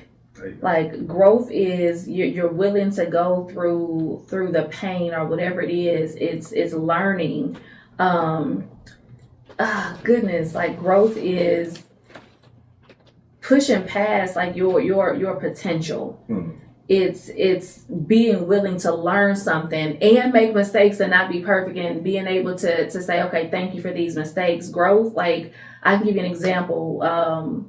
When I first started, one of my worst things was my attitude. I had a terrible attitude. If you said the wrong thing to me, Rodney, you can see it all in my face. And We I'm from the like, boo here. listen, it's like what we doing. And I realized that people were unattracted to that because you can't really. You don't want to learn from me if every time you talk to me I have an attitude. So I had to pray to God to help me to fix my attitude so that I can attract more people. And I knew that I had grew because the same things that used to bother me 5 years ago, I laugh at now. So it's just about seeing a change. It's about that evolution of yourself and being willing to change so that you can reach the level that God is calling you to be at. Like to me, that's what's up. I like it. I have really no thoughts on that. And it's crazy of saying when you think about attitude and being able, because I be on my daughters about that sometimes, like, smile a little bit. You know what I mean? Like, smile a little bit. But I'm gonna get back to you. So you got an answer for me, or now what is growth to you? Me, I personally think that you covered it, but I just growth to me is just not being the same person forever. That's good. You know what I mean? Like I try not to be the person I was the day before the next day, even though it's hard. And you have to battle some demons. You know, I come from a place, I come from a culture where, people be like, you changed. I may have said this before, and I used to hate when people said, oh, you changed. You're not the same person you used to be. Coming up, because I feel like, oh, now you feel like you play with me. You know what I'm saying? And, I ain't changed. But as again, when you grow and growth, you look at yourself and you realize, dang, I have changed. Yeah, but here's the thing, because people say, "Oh, you changed." I'm supposed to. I'm not supposed to be the same person that I was. And the reason why it bothers you is because you can't take advantage of me no more. I grew. So when people say, "Oh, you changed," thank you. Yeah. They usually be the ones that tell you when you tell them now, huh? No, you just look at you. You're supposed to change, embrace change. You don't want to stay the same. Yeah, that's true. You embrace that. That's true. I think change is definitely good. And do you feel like that having the right people around you helps that? Absolutely, 1,000%. I know it opens the networking and you know what I'm saying, the support, but mentally. It does. Have the right Listen, people around you. that saying "birds of a feather flock together." That's a true saying, because you can hang around 9 broke people. I can guarantee you'll be the 10th one. Yeah. If you hang around 9 millionaires, you're going to be the 10th one. Environment matters. The way that you think. That's why you got to protect your ear gauge. You got to protect your mind, your heart, because the circles that I'm in now. Versus, and this is no shade to any circle that I was in growing up, versus the circles I was in back then are completely different. We're not talking about what she doing over there. We're not talking about what's the latest on love and hip hop. We're talking about, okay, what client are we talking to next? How much income are you going to make this month? Okay, we need to start saving money on this. What trip are we going to? Girl, we got to do this. And if I'm feeling down, because we're human, there are days where I feel down. I don't have a circle that gives me a pity party. They don't, girl, just lay down. Girl, get up. Get up. Right, get up. I'm going to pray for you right now. Go get up, because right now you're messing up God's plan for you. Get up. So I don't hang around people who are going to pacify my shortcomings or pacify my feelings.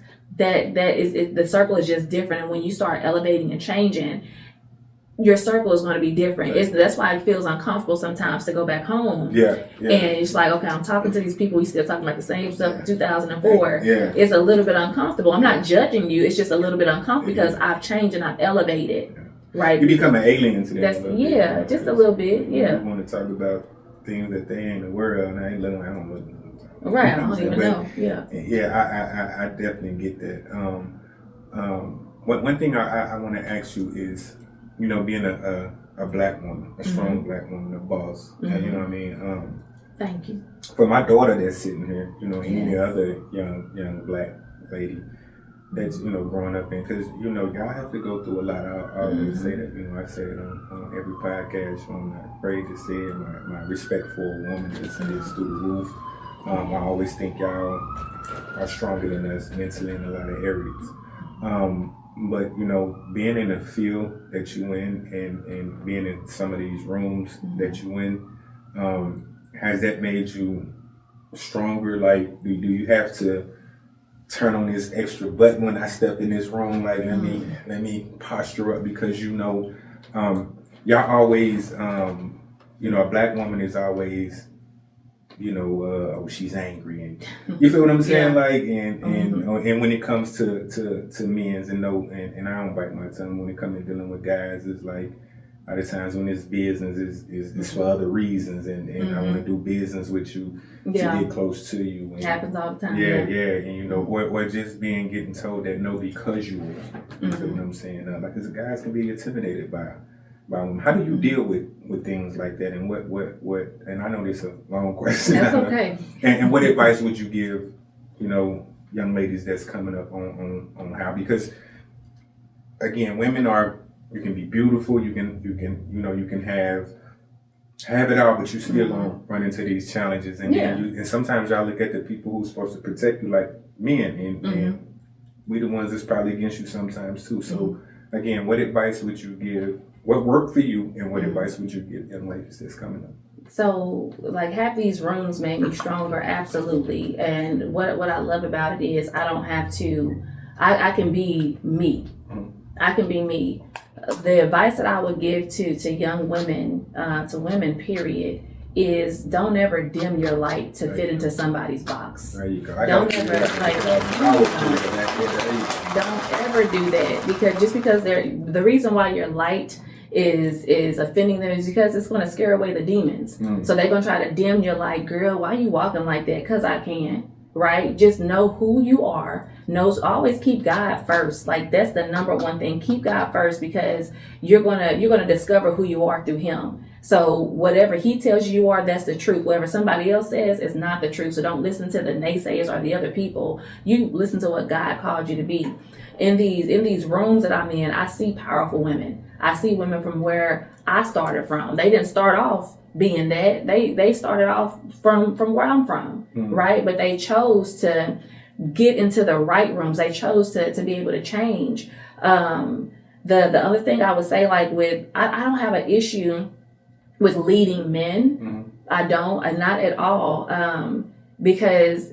And I think it's because of the work that I put in. Like, they can see it. I don't have a problem with them. They normally listen, right? But I do get occasionally the guys who will just inbox me just trying to get close. You know what I'm saying? And I don't sugarcoat nothing. Yeah, I want $1,000 policy today, but I want you to right, absolutely not. I keep it business, you know. And this is how I can always weed them out, because they always say you're beautiful, you this, you that's, all that stuff. Thank you so much. And I just let them know, listen, I'm not looking for nothing. I'm just looking for people, someone who wants a business opportunity, who wants to protect their family. I ask them, what kind of life insurance do you have? And that's how I weed them out. And if they say, well, I don't have none, okay, well, I'm having an opportunity meeting today at this time. You can meet me on there. I don't give you my number. I'm going to give you the link, because that's going to weed out the people. Do you ever have some that show up? I had maybe one or two that showed up, right? But because of how I represent myself, they don't play with me because I can't be played with. Like you're not about to play with me. And I'll let you know. Like listen, this is I'm doing here for business, right? And I got certain standards, and if you don't even got a policy on your family, I don't. That's a standard, baby. You can't do nothing for me. So it's just like if that should just be yourself. And be willing to change the things that God is calling you to change. Don't change for other people. Change for yourself. Change for God. Have fun. Like just have fun. Get your hair done. You don't got to spend a lot of money. Well, that's with the hair part we can. No, I'm just kidding. Listen, you got to look good. Do something for you, and because we always as women we put other people and things before us, and we're stressed. Take care of you, woman. Take care of yourself. Go get your hair done. Go get that nice meal. Go get you a massage. You got to take care of you and your mental. Have a journal. Just take care of you. Date you. There you go. Date yourself. Don't depend on nobody else to give you those kind of things. Like me and my single season, I was able to discover that I really do love me. And sometimes I also get on my nerves as well. So if I can't deal with me, then who else can? But it's just, you got to know who you are. And that's going to come through life's experience. And don't try to be perfect. Don't beat yourself up. Yeah. Show yourself some grace. Speak life and power into yourself. Listen to the right songs. Like for real, you gotta listen to the right. So listen to the songs that help you feel like I'm that chick, I am her, and really believe that. Because I talk to myself every day because there's two voices that's always in your head: the doubt, right, and then the voice is like, "Nah, you got this." Make the "you got this" voice louder than the doubter.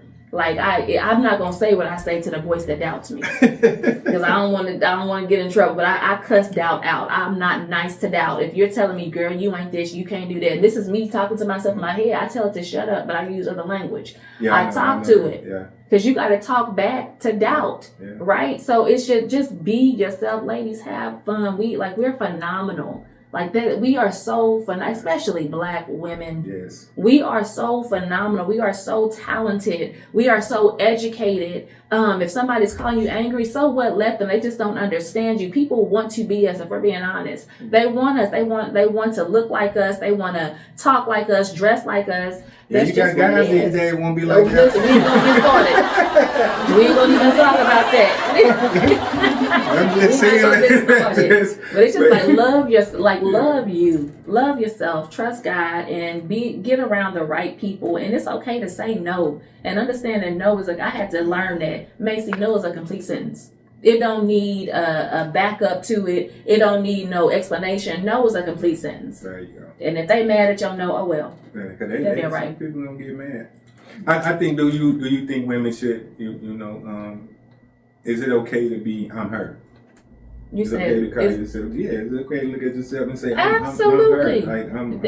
Yes, you need to believe that about yourself. This is not saying I'm better than you, because sometimes if you're insecure, you'll hear somebody say I'm her. And you'll hear, oh, she thinks she's better than me. Yeah, no, right. She's just affirming herself, saying, I am that girl. I know who I am. I know whose I am. I am that chick. When it comes to this business, I tell myself, I am her. I'm that girl. I'm the person who can teach you how to go from here to here, because I understand who taught me and why I'm here, right? I give all credit and honor to God, right? That's He who is within me. So I am her. Why? Because my Father is He. He is that dude. So I take on that, and I think that more women should have that kind of perception of themselves. It don't mean that I'm saying I'm better than you, so don't take it as such. Yeah. I just know that I'm her. You ready?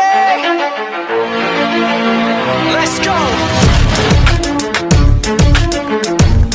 Yeah. For those of you that want to know what we're all about, it's like this, y'all. This is 10% luck, 20% skill, 15% concentrated power of will, 5% pleasure, 50% pain, and 100% reason to remember the name. Talk about we have a business empowerment event called the Forest event, and it's hundreds and thousands of us going out building a business in the financial industry, people that look like us. When I say we have a good time, We have a real good time. The next event is going to be in New Orleans, Louisiana. We call it Summer Jam. It's going to be July the 24th and the 25th. I'll make sure that you all get the links and the tickets and everything, but it's a business empowerment event. One of the quotes that one of the founders always says is, you can't get ahead when your spirit is dead. Because you can be in a business, but if your spirit is not there, then how can you really do it the way that you need to do it? So what this does is uplifts your spirits, and it's for us. You know what I mean? It's for us. So,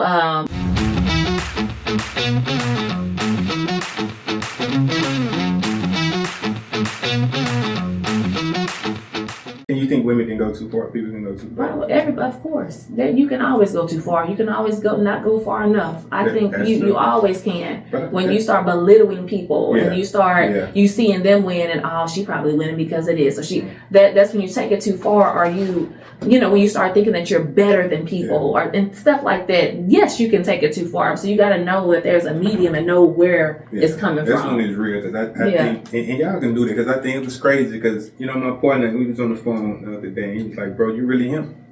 I was like, "Yo, fuck, what you mean, bro?" It's like this, because sometimes we as men, we can't embrace each other like that. You know what I'm saying? And sometimes we need somebody to pull us up. You know what I'm saying? And it's my brother, and he like, "Bro, you forever moving, and you doing this. Like, it's okay to know that you him, bro." And so that's what I wanted to know is, for women, like, it's okay for y'all to feel like I'm hurt. Even though you got some women that will go too far, and some guys will go too far. I'm him. You got $98 in your pocket, and you're him to do. That's just that. But I like to hear that, and I definitely like the speech of motivating, the women, especially the young women, and all women. I always think that y'all powerful. Y'all run the nation. I ain't one of them dudes to be like, because we men. I'm glad you. Like, I ain't one of them. I get a lot of backlash for that, though. I just tell it how it is, though. Like, we came from a woman, and that's just where it ends. I mean, like, we came from a woman. Like, that's what it is. Like, that's what it is. Like, it's just like backlash. Okay, cool, whatever. Because I know they said the men are the head of the household. Yes, I believe in that. And there's nothing wrong with respecting a woman and understanding, who we are and the power that we can bring. And if I'm just gonna speak for me, not for all women. A woman wants to be submissive, but submissive to the right person. Yeah. And to the right, because it takes a certain kind of man to be able to lead and to know when to lead and when to follow his woman. So it's just. There's nothing wrong with saying that women are powerful as we are. Yeah, I think you should have a good. I don't feel like a man should be afraid to. And you have a lot of guys do that. They can't let their women lead. I guess it's the alpha man, but we don't have it figured out. So I always feel like it's a we thing. Like, I ain't really stuck on that. I'm gonna protect you. That's ain't nobody gonna play with you. That's for sure. But sometimes we don't always have it figured out. So I always be like, it's a we thing. It's an I. You know what I'm saying? Because once you start saying a you, then there's no we in your you. You know what I mean? So I think that's a dope. That's a relationship topic we got down the line. We're welcome to invite you on that show. But I'm gonna leave y'all with something too. Okay, cool. This is just a good guide. It's called like How Money Works. And it just talks about like, how do I save for the future, paying off debt and different things like that, different types of life insurances. And I think it's a good guide that you can read. Like, this is a quick read. It's about 40 something pages. Like, if you're sitting on the toilet or something, you can read this when you're downtown. I'm sorry, it's a little bit blunt. I definitely want to check that out. But it's not hard to read this, and then you're going to get more information about it. But I just want my people to know that you deserve to have the right kind of coverage. You deserve to put your money up someplace where it's making you money, because that's true passive income when your money's making money. You deserve it. You don't have to have the best of the best education to know this stuff. You just got to be in front of the right people willing to teach you, and that's all we do is we teach you these things. Life insurance, like, I say this, like, if we had 6 figures on our flesh, the amount, like, I haven't heard a lot about like shootings and stuff lately, but if we did, like, back in the day, like, we're doing like the Mike Brown stuff, like when there was a lot of like police brutality and things like that, do y'all think that they would be shooting black people down the way that they did if they knew that they had over 100,000 or more coverage. No, because the insurance companies would have to pay out, Right. and they would be like, hold on, we doing too much. So we got to protect us. We got to do this. And listen, I'm not going to talk about no other company, but there is no other company like the one that I'm in that really cares about a family, them getting protected and not just getting the bare minimum. Because if I can get our people out of getting life insurance, but I'm just going to get enough to get me buried, this is what you're doing. This is my opinion. When you just get burial insurance, you are making that funeral home wealthy. Yeah. But the people that you leave behind are left to figure it out financially. Yeah. I'm not about that. My narrative is, let me make your family wealthy. Have enough for the funeral home, but have more than enough for your family to live. Because it takes time to grieve. It takes time. Yeah. You don't want to go right back to work after you lose a loved one, but too often people are forced to go back to work because they have nothing in place. 3 days. 3 days, and then you got to go back, and you're forced to go back while you're sad, while you're distraught. You might even be depressed because you just lost a loved one. So what we do is we give you enough coverage so you don't have to go back to work right away. Right? And you can work your way up to that. So it's important to know, okay, how much coverage do I need? What kind of life insurance do I need? A lot of our people they drank the whole life Kool-Aid. They drank the IUL policies Kool-Aid because it sounds fancy, right? Because you got an investment component. There's a savings account I can borrow against my money.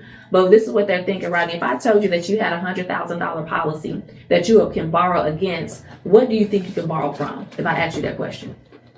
What do I think I can borrow from? Yeah, if you have $100,000 policy and they say you can borrow against it, like your first thought, what would you think you can borrow from? 100,000. Right, the 100,000. That's the death benefit. You can't borrow from that. So you borrow from the money you actually you're put borrowing in, from right? the money that you're paying. That you're paying into.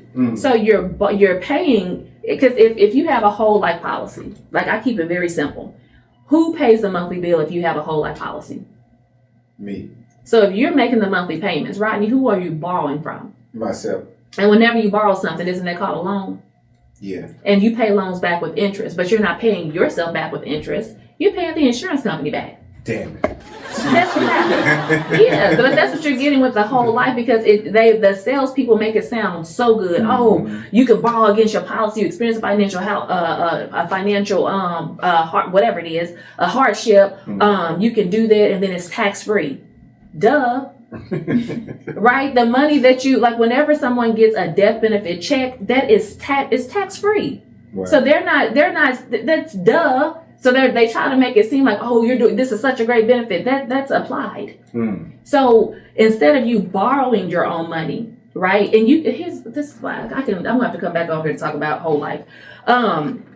People think that they're borrowing from the death benefit, but it's actually the cash value that they're borrowing from. The percentage that it's growing is not high at all. Many times you can't borrow from that policy until the end of year 3, 4, 5, 6, 7, after you done spent thousands of dollars into the policy. But when you look at your saves, it's like $200 to $300.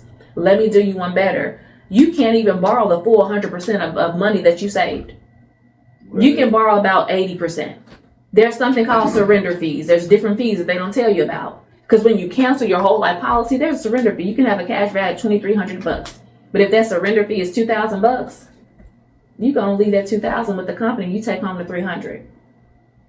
People don't know what they don't know versus term insurance, investing the difference. If I get term insurance, first of all, it's going to be cheaper. Why? Because you're paying with your age, your health, and your habits. And then the investment is something totally different, where your money is making money. And when you have an investment account, you're not borrowing against that money because it's your money. You're just withdrawing, and that money is making money over time. And when you die, there's a beneficiary on both your life insurance policy and your investment account. So your family gets both. They can choose to take all the money off the investments, or they can choose to continue to put money into it and let it grow and use it however they want to use it.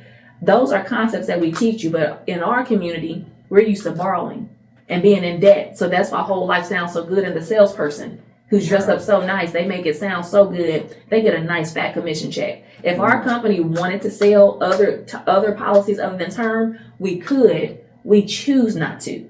The company that I work with, we only do term because we understand insurance. And what we are great at doing is breaking down any policy that you have, whether it's an IUL policy, a job policy, a whole life, a term policy, because all terms are not created equal.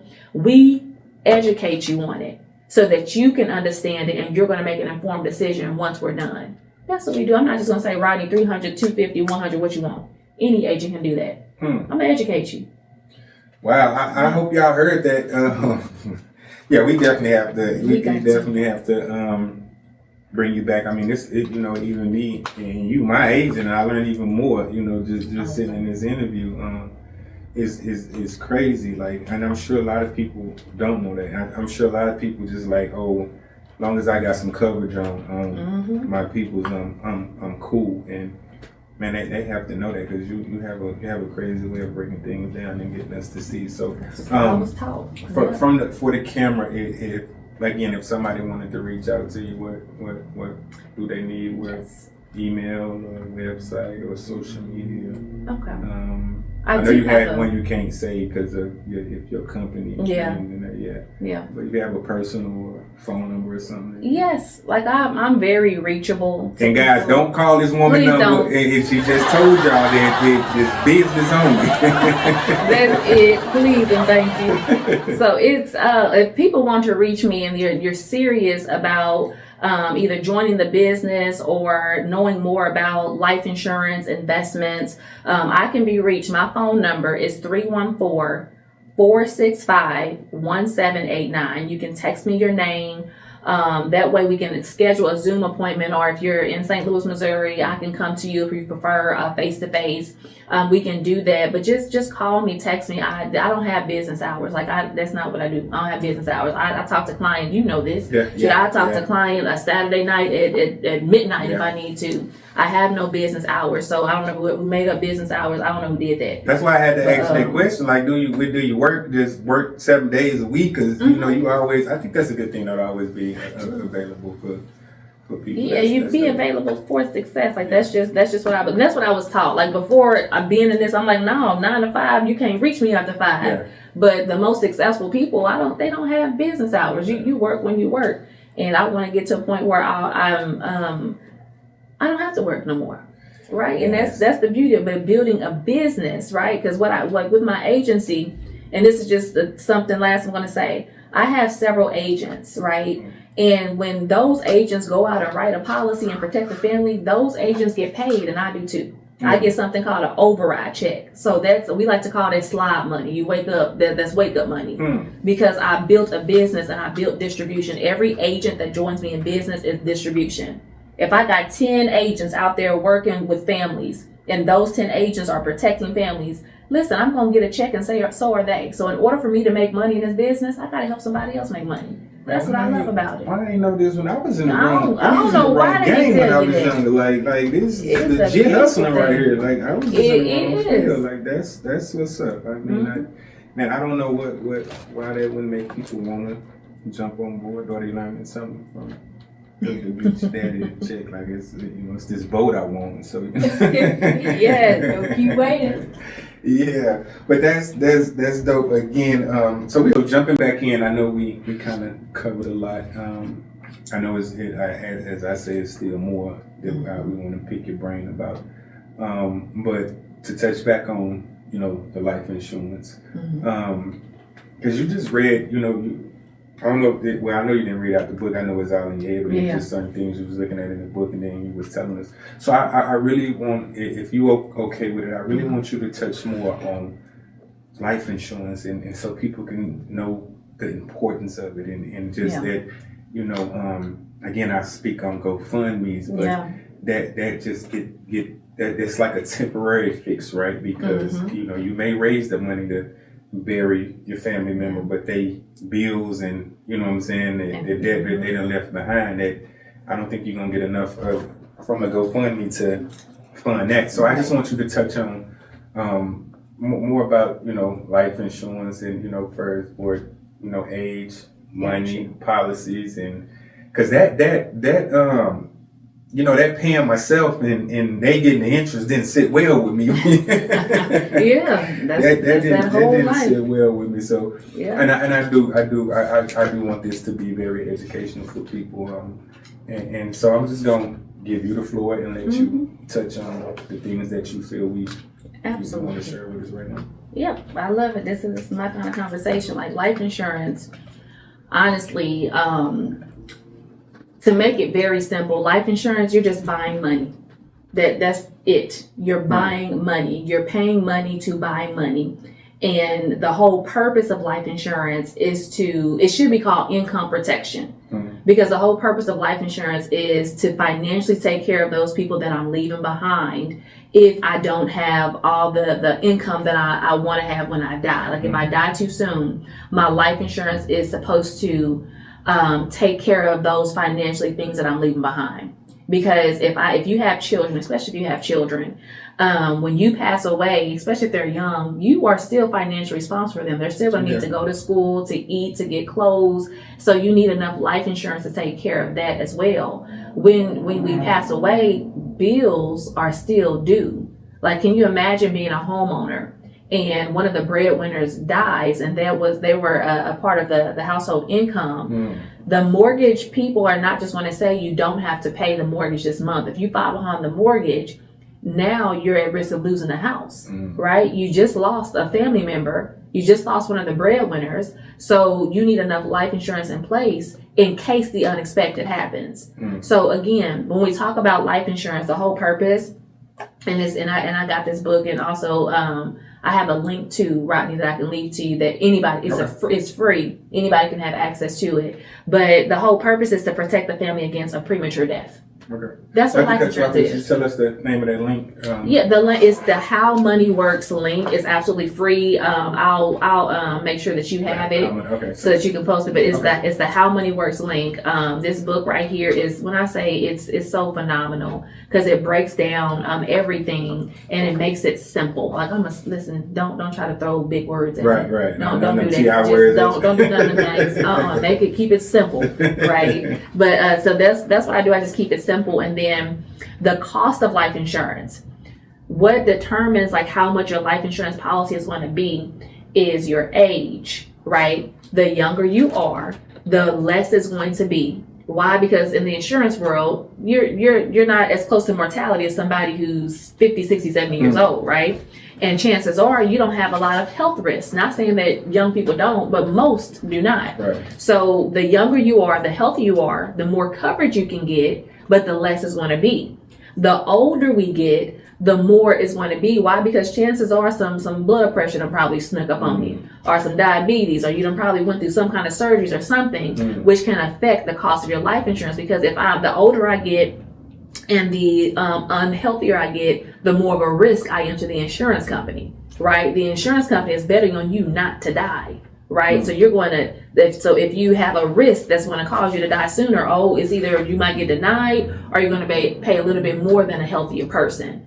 So I want people to understand that that's what life insurance is. The cost of it, it's not a scam. You just got to understand the thought process behind it. It's determined by your age, your health, and your habits. What's a habit? Well, a habit could be smoking cigarettes, right? You can be the healthiest person in the world, but if you smoke cigarettes, Rodney, it's going to make your price double, sometimes triple, because of all the things that are associated with tobacco. And again, you could be healthy, but because you chose that habit, now it's an expensive habit because your life insurance is going to be more, right? I just had somebody who is young, 37 years old. I quoted them for $300,000, but because they smoke cigarettes, their price was like $195. Wow. Versus somebody who did not smoke cigarettes, same age, and I showed the client that too. It was only $95 a month. Right? So your habits can affect the cost of your life insurance.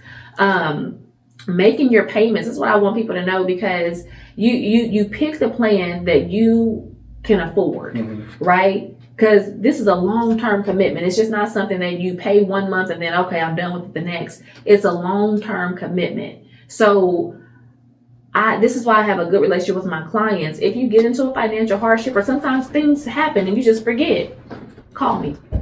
Like, don't treat me like a bill collector. Please don't treat me like a bill collector. Yeah, you like auntie. Yeah, please. I just want you to get your policy back on, and then like you can lower your coverage. That's what I love about my company. You can lower your coverage to fit your budget. Because it's been times where, listen, I've had clients that income went from here and it dropped. So, but instead of them canceling or having to lapse their policy, they just call and say, hey, can I lower it down for a couple months? Yes. That way you're still covered, right? But it's also comfortable. And then once you get back into a better situation, we can increase that thing back if you want to. But just work with your agent. But you also have to have an agent that is willing to work with you. Life insurance, it's very simple, but the industry makes it complicated. So we just uncomplicate it. We help you to read the fine print, to understand that jargon. Most agents are just going to be like, here's your policy. There you go. Figure it out. Yeah. And what we do, we put our policy in the closet and we don't look at it until we really need it, right? So we just have you get that thing off out the closet, dust it off, and we open it up with you and help you to break it down. When I sit down with the client, Rodney, and they currently have life insurance, let's say that they have a whole life policy, it's so easy to convert them from a whole life to buy term and invest the difference, because I don't talk bad about the policy. I just show you for yourself. I help you to read it, and you talk yourself out of that policy, because I'm just showing you and helping you to understand the fine print. And most people don't know that, but as a licensed agent, I know that because I went through the training. So my job is to help you to understand, and I'm not just trying to get a check from you. I want your family to be covered, because we as a people, we got to leave behind wealth. Yeah. And that's life insurance is one of the easiest ways to leave behind wealth. And if I'm being real, the other cultures have been doing it for years. Yeah. You ever hear somebody being born into money because grandfather left behind a huge thing with the life insurance? That's because they had term life insurance. They had term life insurance, and honestly, it used to be illegal for Black people to get, because they understood that people can get wealthy off of this. But the slave owners had term insurance on it because the slave owners benefited from it. That's a whole new thing. There's a Wall Street Journal, story. It's a real story called Nigger Insurance. What? I want you to Google that. You may have to subscribe to Wall Street for a moment, but it's called Nigger Insurance. I want you to read it so that you can understand the history of the life insurance that we were not supposed to have. So now our people are like, oh, whole life, I need it. It's the best thing. No, it's not, because you're borrowing your own money. And I'm not speaking off of opinions. I'm speaking off of facts, right? So I feel like I went off on a deep end on that, but it just tugged at my spirit. But we weren't supposed to get that, because it leaves families wealthy. Now it's our turn. Let's leave our families wealthy. And the people who say, well, I don't want nobody to benefit off my death, the funeral home is anyway. Right. So why I want my kids to be, now that I know what I know, I want my children to benefit off of it. And this is another thing that I want to tell you about term insurance. I'm very I'm very transparent. Because people always say, well, term runs out, or the price is going to go up once the term runs out. They are 1,000% right. The price is going to go up. So the company I'm with is a 35-year term. Okay. So for 35 years, your price stays the same. So if I start when I'm 35 years later, I'm 70, right? I'm 70 years old. So at age 70, I'm going to pay what it costs for a 70-year-old to buy insurance. But over 35 years, remember, Rodney, the cost of insurance is determined by your age, your health, and your habits. So every year, technically, your insurance price should increase. Why? Because you grow older every year. But when you have a level term policy, you're actually getting over in the insurance company, because every year the price is going to stay the same for 35 years. Although you started at 35, 36, 37, even at age 50, you're still paying as a 50-year-old what you were paying as a 35-year-old. So you're never going to pay the insurance with a term policy. Let me say that. You're never going to pay the insurance company more than what they're going to pay your family. So at age 35, at 35 years later, when you're 70, the price is going to go up, because now you're age 70. And now you're going to get on another not another policy, but we're going to renew your policy for another 35 years, at least with my company, or it takes you until you're 95 years old. Which is why attached to that, because again, the price is going to change. What is it going to change to? Whatever it's going to cost at that time, but it's going to show you in that policy. So this is why we help you to set up an investment account, because ideally, as the term on your policy is going up as far as the years, you have an investment account. So over 35 years, that money has been growing as long as you haven't been touching it, right? It's been growing, it's been increasing. So at age 35 years later, you have an investment account and you can decide, okay, do I have enough money in my investment? Maybe I don't need life insurance anymore. Now it's an option. Or no, I want to keep it because I can afford it because I have my investment account. So if I need to pay for my policy, I can use my money for my investments, or you can do what I'm going to do. When I'm 70 years old, I got 3 kids, right? Mm-hmm. I don't got to take care of them kids financially no more, right? So my death is a benefit to them. Right. So guess who's going to be paying for their policy? My 3 kids. So even if it's $500 a month, they're going to split that amongst the 3 of them so that they can get that money, because I want them to. Right. I want you to get that money plus whatever money's in my investments and yours as well. That's how you leave behind generational wealth. There you go. That's how you do it. Through your life insurance, get term, because whole life you're going to be paying. You're paying, like, the reason why it's so much is because you're paying for insurance like you're already 80 years old. So you're not paying it at your current age. That's why it's so expensive, a whole life versus a term. I called a company that I will not name the name, but I was just trying to see something. I was trying to see, like, how much would it cost for $1 million on myself. At that time, I was 35 years old. How much would it cost for a whole life policy versus a term? The company that I called for $1 million quote, it was going to be $1,400 a month. $1,400 a month for a whole life policy. I did the same thing with the term. It was going to cost about $114. $1,400 versus $114. $1 million is $1 million. So let me ask you a question. Would you rather spend $1,400 on $1 million policy or $114? That's the easy math. Easy math. 114, right? And then when I did the difference, now don't tell me to do the difference now because I don't know what it is. But when I did the difference and what I would save, 1,400 minus 114. So I'm saving at least $1,300. So if I put the money that I was spending in that whole life policy, the 1,400, the difference, the 1,300 into an investment account.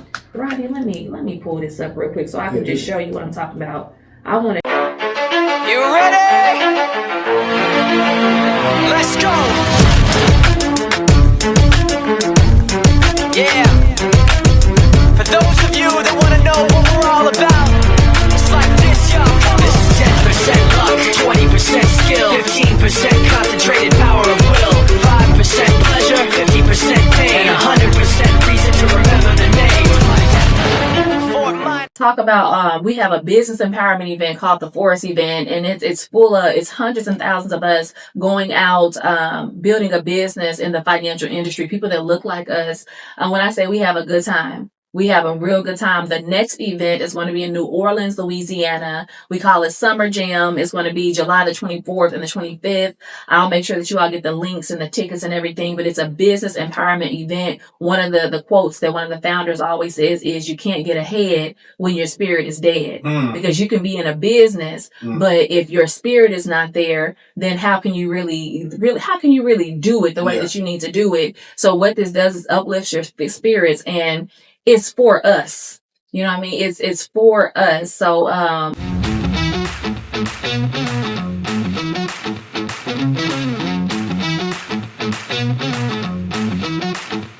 versus $1 million term policy and the cost difference. When I got that quote for the $1 million, I think I was like 37 years old. It was like a little bit over $1,400 a month. And then when I did the same thing for a term policy, it's about $114 a month. So let's say the difference is $1,300, right? Because at the end of the day, you're getting $1 million either way. Is how much do you want to pay for it? So with the difference, what we do is, okay, if you save $1,300 a month, this is what it would look like putting it into an investment account. Okay, I'm gonna pull up because like this right here is what helped me to understand it a little bit better. So let's say you put your savings into some kind of a mutual fund, and the savings that you did was $1,300 a month. Let's say that you don't even do the whole 13. You do $1,000 a month into an investment account with the interest rate of a 9%, right? Over 35 years. Because remember, the term policy, the length is 35 years, the first term. So 35 years of you putting in $1,000 with your money making money. Can you read that number right there? What's that? Can you see it? $3,999,000. That's your money. But hold on, now Wait, let me do you one better. Ah, So no, that's Is that okay. right? That's you doing $1,000 a month, and your interest rate is 9%. Okay. So right here, the orange is showing you what your interest paid you. The blue is showing you what you put into it. Which one paid you more? What paid more? What you put into it or the interest? Which one paid you more? like the interest. So your money is making money. Oh. That's what we show you how to do. But if you put it into a whole life policy, let's say their interest rate is 3%, because it normally performs between a 3%. Let's say it's a 3%, and this is not you investing because it's illegal for them to sell it as an investment. It's not an investment. So let's say you do the same thing. You put $1,000, and this is not at all how that works. But let's just say for giggles, this is what happens. With that 3%, you get 1.1 million. With the 9, it's 3 million. But with this money right here, you got to borrow it, and you're not making the interest. The insurance company is. Wow. You got to borrow that money, and then you got to pay it back. And whatever you don't pay back is going to come out of the death benefit. Oh wow. So that's whole term, right? That's whole life, Whole right? life. That's whole life. Term, we teach you how to buy term and invest whatever the difference was what you paying for your whole life policy. So again, people think that when I have a whole life policy, I can borrow against my death benefit, and that's not what you're borrowing against. Your death benefit is your death benefit. The cash value is what you're borrowing against. And that money is not accumulating. The different policies have different things, but the most that I've looked at, the money doesn't start accumulating to the end of year 3. I've also seen some accumulate at the end of year 5, but the money that you put into it is far more than the money that you can borrow from. So it's all about making it make sense. When you read it for yourself, it's not going to make sense. So we keep it simple with term insurance. You're actually buying for the cost of insurance, because remember, the cost is determined by your age, your health, and your habits. So that's the most basic I can Wow. break it down. If y'all got any questions, We've been asleep. We learned something. yeah. That's deep. That's deep. Of course, I'm gonna be reaching out later, and we gotta add this discussion again. Absolutely. So for my benefit. Absolutely. But definitely want to. We definitely gotta bring you back on. I'll let you reach out to me and schedule the time, because that made a lot of sense, and I don't think a lot of people know that. Yeah. You know what I'm saying? And sometimes you gotta push it in their head. I think my daughter got 2 questions that Okay. she wants to ask, so you can go ahead and ask. As long as you asking about something that's gonna get you some money. What's the most common misconception people have about life insurance? And how do you help them understand better? That's a good question. What is the most common misconception? They think that it's expensive. That's one of the biggest the conception is they think that it's expensive, and people they get confused about like the contestability. The contestability period, that's a period where all insurance companies have, that where if you die before that contestability period is over, the insurance company doesn't have to pay out, right? But the only time that should affect, well, with my company, I won't speak on my company, that would affect you is if you lied on your policy. So with us, when you get life insurance and you're approved on, like, if it goes to the underwriting, you get approved, you're covered day 1. Day 1, you're covered. So even if you get a $300,000 policy, you pass away in 2 weeks, not wishing this on anybody, as long as everything pans out, you're going to get paid that amount.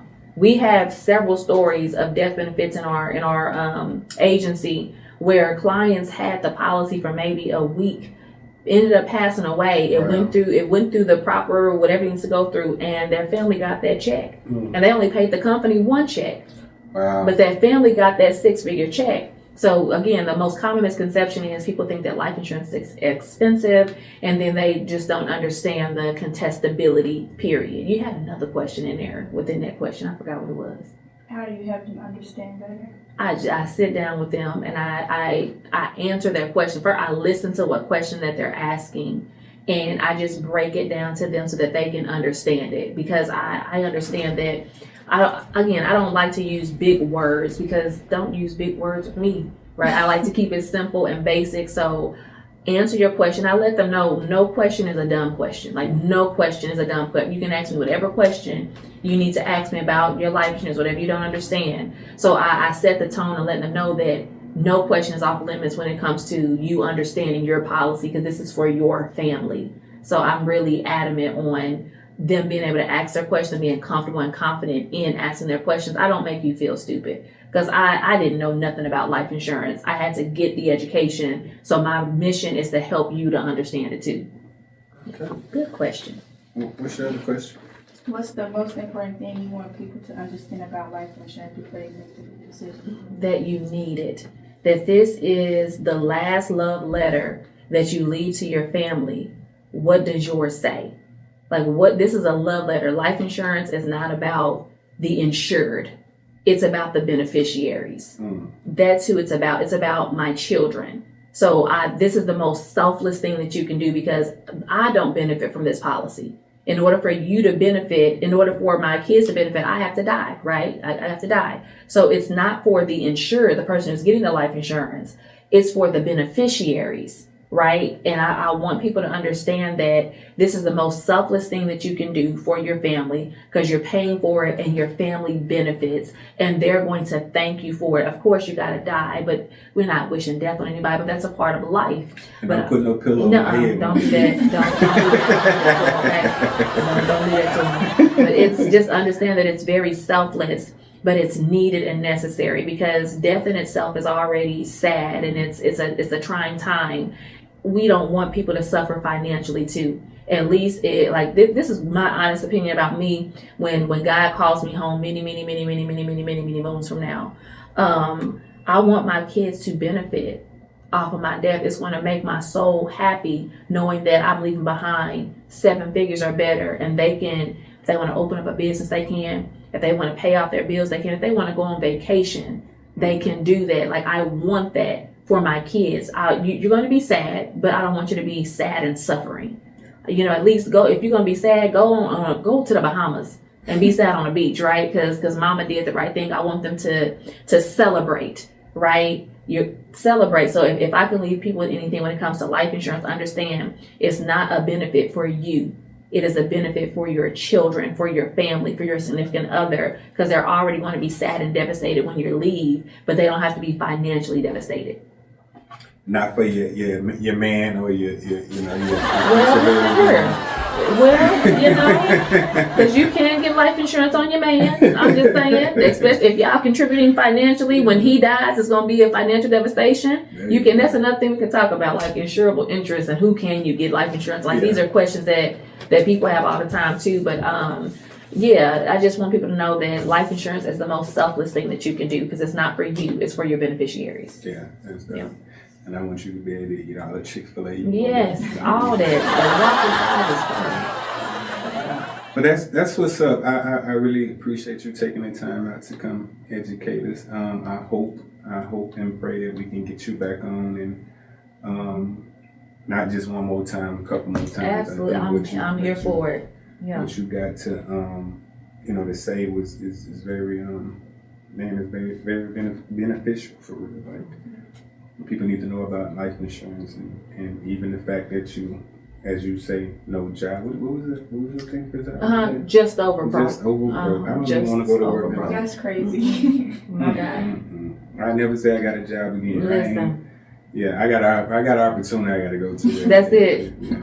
That's it. Have you heard that before, though? No. Just over broke. If I think about it, every time I had a job, I was just over broke. You have a job to pay the bills.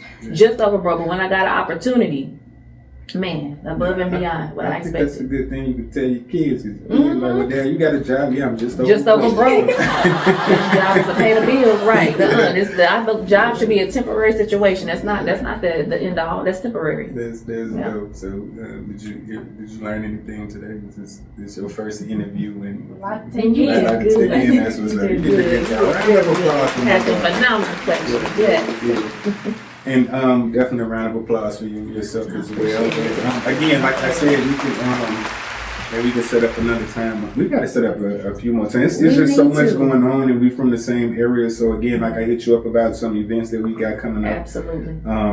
And just really just try to push this back home, because I know you did say you get support back home. Yes, and shout out to everybody who supports me at home, and my client, whether you share the post, it's much appreciated. It's needed, it's necessary, but you can support better by getting yourself covered, getting somebody else covered, getting an opportunity, like not a job, but opportunity. An opportunity, let that job fund something else. Yeah, that's dope. But yeah, that's a blessing, and I look forward to having you back ASAP. Yes, and I already talked to my sister. She said she's for it. She's cool. Like it's a beautiful thing that to hear and see about y'all relationship. And one of the things you said was your sister said, "Nah, you ain't going to get the job." That's what she said. She said, "I got this." And man, I say, should go home and choke the hell out of my brother. Man, that's 10 toes down for me. That's dope. I like that. So yeah. Y'all just let me know when y'all ready. I got a lot of available dates, and of course this during the week kind of works. So okay, I'm good.